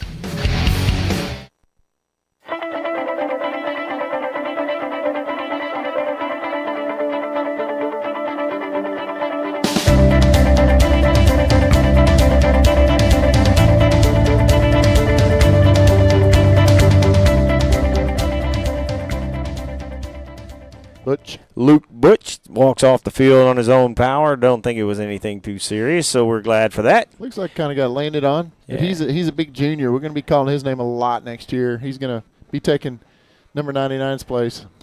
Snap goes back, and the handoff goes right up the middle for a gain of about 3 yards. Host of Eagles on the stop there. I'm surprised they have not gone back to the vertical game after the completion. Yeah, I think they're just trying to work some offense now. So we got 56 on the line and 95 on the line now, along with 28. 56 is Jaden Rivas. He's got the last couple tackles, actually. 4:08 left in the Eaton Corporation fourth quarter. Leander on the move, 3rd and 7. Quick swing pass, and that he would have been better served dropping that. But, oh, yeah, they called it incomplete. So that's going to bring up 4th down for Leander, 4th and 7 at the 42-yard line. And it looks like they're going to keep the offense on the field. Got kind of a mass substitution by the defense. I think they subbed out pretty much every. Oh. And now they stop the clock for another cramp. We will take the break with them. We'll be right back here on SHN Sports. First Responder Broadcasting presentation of Georgetown Eagle football. We'll be back.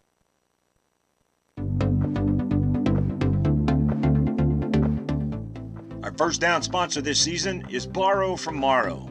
Borrow from Morrow. Our team is dedicated to providing the best mortgage experience possible. We do that by offering easy-to-use mortgage tools, including our handy mobile app, competitive rates, and assistance from an experienced loan officer. Our loan officers understand the local markets, have access to a wide variety of loan programs, and are ready to guide you through the process. Your family, your future, our focus. For your mortgage needs, remember, Matt Morrow, Borrow from Morrow. For more information, visit borrowfrommorrow.com. NMLS 464148.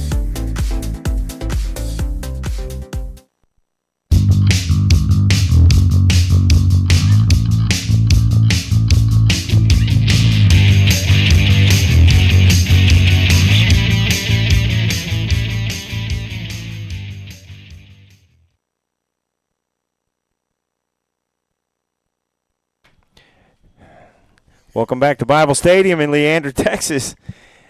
Georgetown Eagles lead Leander Lions 52-21. Jacob Wells, big offensive lineman, being helped off the field. Hope he's okay. One of our commenters on YouTube said we ought to put Frank Miranda in the booth.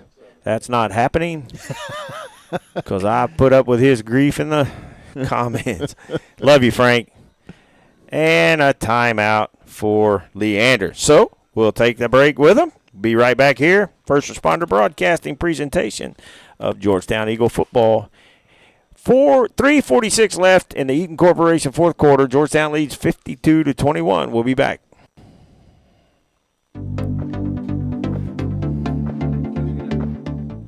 Our first down sponsor this season is Borrow from Morrow.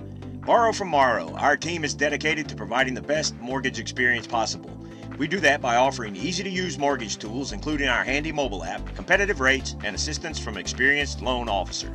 Our loan officers understand the local markets, have access to a wide variety of loan programs, and are ready to guide you through the process. Your family, your future, our focus. For your mortgage needs, remember, Matt Morrow, Borrow from Morrow. For more information, visit borrowfrommorrow.com. NMLS 464148.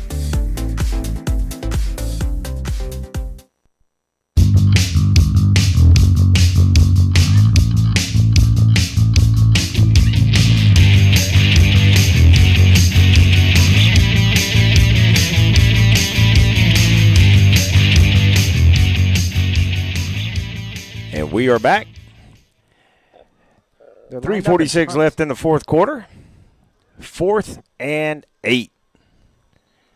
And there's a flag. This has gotten sloppy in the second half, so both coaching staffs are going to have plenty to address this week. Yes, sir.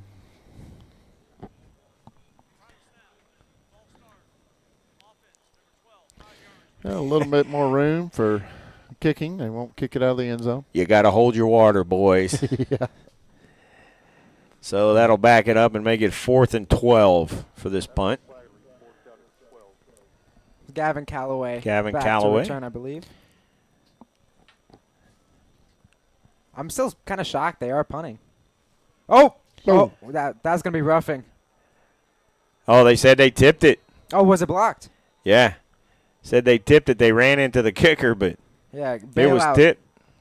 We got bail there. If they don't tip that, that's a 15-yard penalty, automatic first down for Leander. So the fair catch at the 30-yard line gives Georgetown the ball. 3:31 left. I would imagine we will see a new quarterback and a host of new Eagles on the field. 52-21. Georgetown leads with 3:31 left in the Eaton Corporation fourth quarter. Number 10, Tyler's coming in. A new offensive line. Is it McAnally in the backfield? 32. I think that's Diesel McAnally. There we go. Tyler Glandorf, Diesel McAnally. That's a fantastic name. It takes me back to the old Washington. Who was the running back they called it Diesel for Washington? Snap goes back. Handoff goes to Diesel. He tries the right side and is able to gain about 3 yards before he's slammed to the ground. I thought they called Shaq the Big Diesel. Shaq was the big Diesel, but Washington had a running back. I can't think of his name right now. Back in the comment on the comments if you know the name. Late 80s, early 90s. Football trivia tonight on SHN. 2nd and 7 for the Eagles.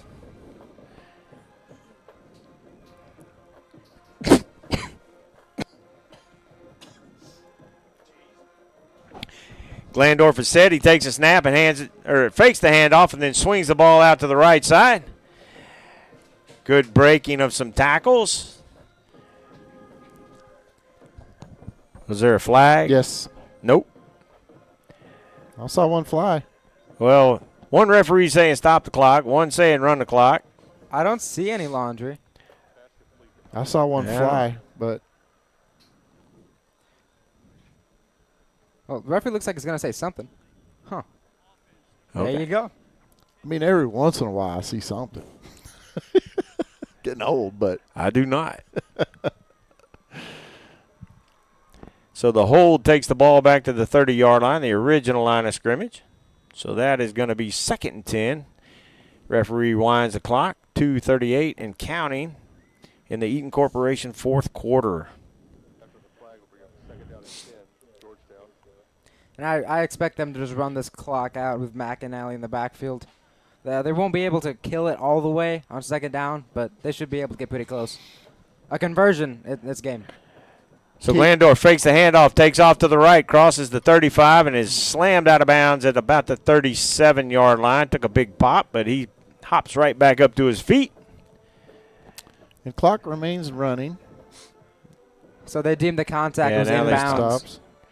Clock stops with the out-of-bounds run at 2:05. But a first down. They gave it to him. And a first down. Now they wind the clock again. 2 minutes left in the Eaton Corporation 4th quarter. Eagles lead 52-21, and this one's safely in hand. Now it's a matter of getting that clock to zeros and getting out of here. John Riggins, thank you. I could not think of that. John Riggins was the Washington running back that I was trying to think of. They called him the Diesel. Oh, it looked like a false start. Yeah, they didn't call it. Diesel is wrapped up immediately after he takes the handoff from Glandorf for a 3-yard loss. So that'll bring up 3rd and 13 for the Eagles. 1:23 left and running. This is kneel-down territory, though, at this point. Oh, 44 is in the backfield. We know who that is. Oh, yeah, from Ukraine.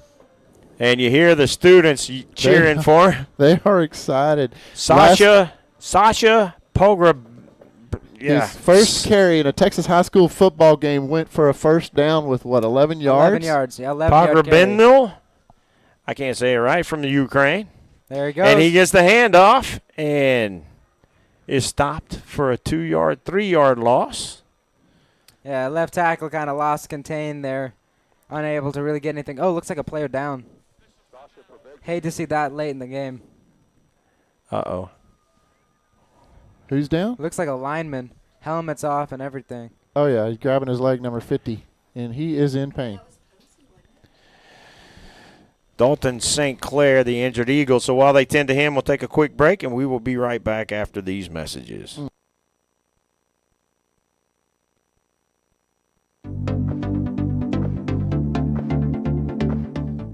Our first down sponsor this season is Borrow from Morrow. Borrow from Morrow, our team is dedicated to providing the best mortgage experience possible. We do that by offering easy-to-use mortgage tools, including our handy mobile app, competitive rates, and assistance from an experienced loan officer. Our loan officers understand the local markets, have access to a wide variety of loan programs, and are ready to guide you through the process. Your family, your future, our focus. For your mortgage needs, remember, Matt Morrow, Borrow from Morrow. For more information, visit borrowfrommorrow.com. NMLS 464148.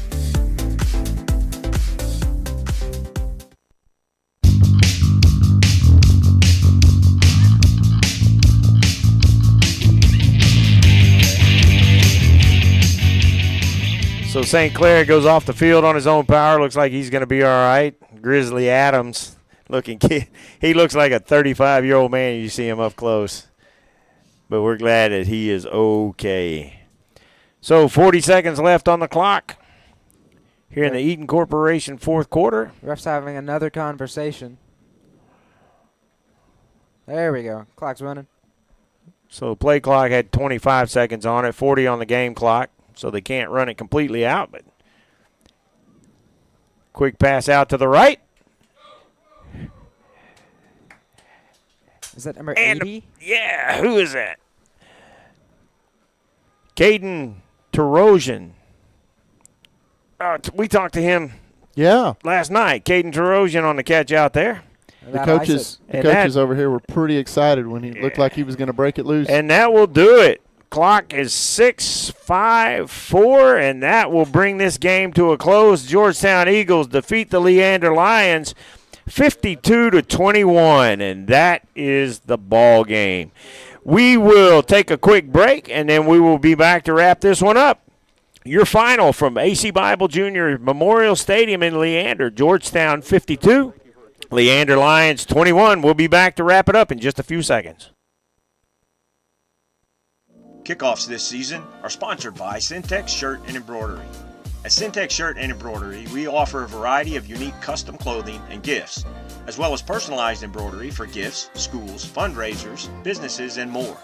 Stop in today to browse what we have to offer and to ask about our custom apparel options.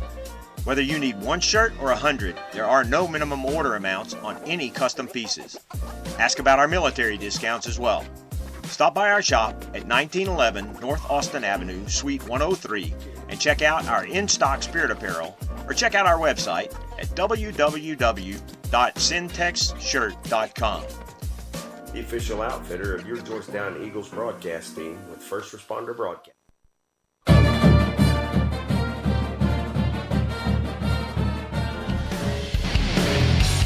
If your car, RV, or heavy equipment needs glass to be replaced, Pro Glass can get the job done in no time. Windshield chip repairs in under 30 minutes, no appointment necessary.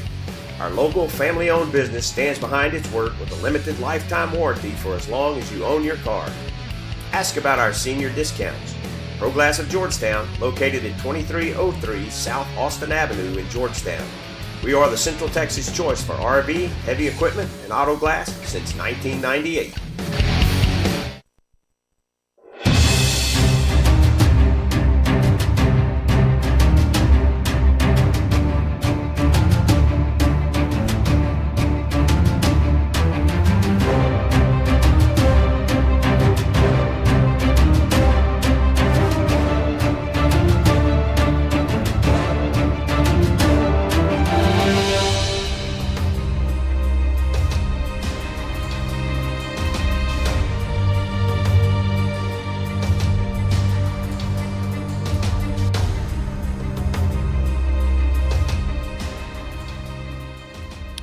We welcome you back to AC Bible Junior Memorial Stadium in Leander, Texas, with your final score, Georgetown 52, Leander 21. Holden, you got some final stats for us? Yes, I do. So we had a slow start in this game, 3 points in the first quarter, actually trailed going into the second, but an elite finish. Obviously, ended up 52-21, scored 28 in the second quarter on 4 straight touchdown drives. Noah Boris looked the part today, 18-28, 336 yards, 4 touchdowns in the air, and Andrew Petter was Andrew Petter. 17 carries, 184 yards, averaging 10.8 yards a carry. So for a whole game, he averaged a first down every time he ran the ball. 3 touchdowns, and he added on 3 catches, 45, and another touchdown in the air as well. And receiving, this was probably one of the more spread out games I think I've seen. Weisheimer got involved, 3 catches, 84 the touchdown. Hollybeck had the big night, obviously capitalized with the 50-yard touchdown completion. He's 7 catches, 128 and a touchdown of his own. And then Espinoza had 1 catch, 8 yards, and then the final touchdown through the air. So offensively, kind of a masterclass following that first quarter, which was kind of iffy. We had some question marks, a slow start, some penalties, a punt, but they answered all the questions throughout the rest of the game. Plenty to work on for this Eagle team this week, this coming week in practice, but a pretty decisive win, 52-21 over Leander, and 3-0. In district, and that's exactly what you wanted, despite some of the ugliness that may have been there. But it's all fixable stuff, and I think the coaches will take care of it. Right, yeah. You're 3-0. You went 1-0 today, and now you get to focus on next week's game. But tonight, your defense, has a couple of things they need to work on. Number one for Leander, he was good. There's no denying that. And Coach warned us about that early in the week. He said we got to watch out for him. They got to contain him. But then, when you can get 4 touchdown passes out of your quarterback and 3 rushing touchdowns and a receiving touchdown from Andrew Petter, Coach Beatty's got to be pretty happy with that. And our offense is firing well. Like you said, there are some things to clean up, and our coaching staff will always do that. They will work on that during practice, and we got out of here relatively, knock on wood, injury-free for the most part. So we'll be watching that throughout the week. But, it's nice. Another road win. It's always nice when you can ride the Yellow Dogs to over here to Leander and get a win at AC Bible Junior Memorial Stadium. Well, thanks for sticking with us here on the Pro Glass post-game wrap-up show. Next week, gentlemen, the Crosstown Classic. Georgetown will be the home team next week against the Eastview Patriots, so the rivalry will continue. We're excited about that game, but Georgetown will be the home team next week in the Crosstown Classic, and we'll have that for you here on YouTube on the SHN Sports Network, brought to you by First Responder Broadcasting. Holden, final thoughts? I want to give one more shout out to this defense. The in-game adjustments we saw from Coach Nicky. The first drive went 73 yards. After that, Leander did not have a drive over 46 the entire game. So the in-game adjustments really slowed down this offense. The empty look that gave us trouble the first drive did not give us trouble the rest of the way. As long as we can stop giving the defenses or the opposing offenses short fields to go score, we should be in good shape with this defense. So after that first drive, he was over there kicking teddy bears or punching teddy bears and kicking puppy dogs. That's it. There you That's go. it. You got to fix it. You got to fix it. Hey, special thanks to Jory Erickson on the camera. Special thanks to Jason Palmer on the other camera. And an extra special thanks to Maddie Erickson for running our scoreboard tonight. It was a great help in the absence of Wally and Jerry Ann. But next week, Lord willing, Wally and Jerry Ann will both be back. We'll all be on the call next week. Have the band back together, and the creek don't rise. Thank goodness somebody will be able to run the mute buttons a little bit better than I did tonight. So I'm sure I'll take some grief over that, but hey, it's okay. We had a good time and really enjoyed bringing the broadcast to you, folks. We appreciate you joining us here on SHN Sports Network. First Responder Broadcasting, bringing you Georgetown Eagle football. We appreciate you viewing, and I'll steal Wally's line. Folks, it doesn't cost a dime to be kind. Thanks for joining us. Have a great night, and we'll see you next week. Eagle fight never dies.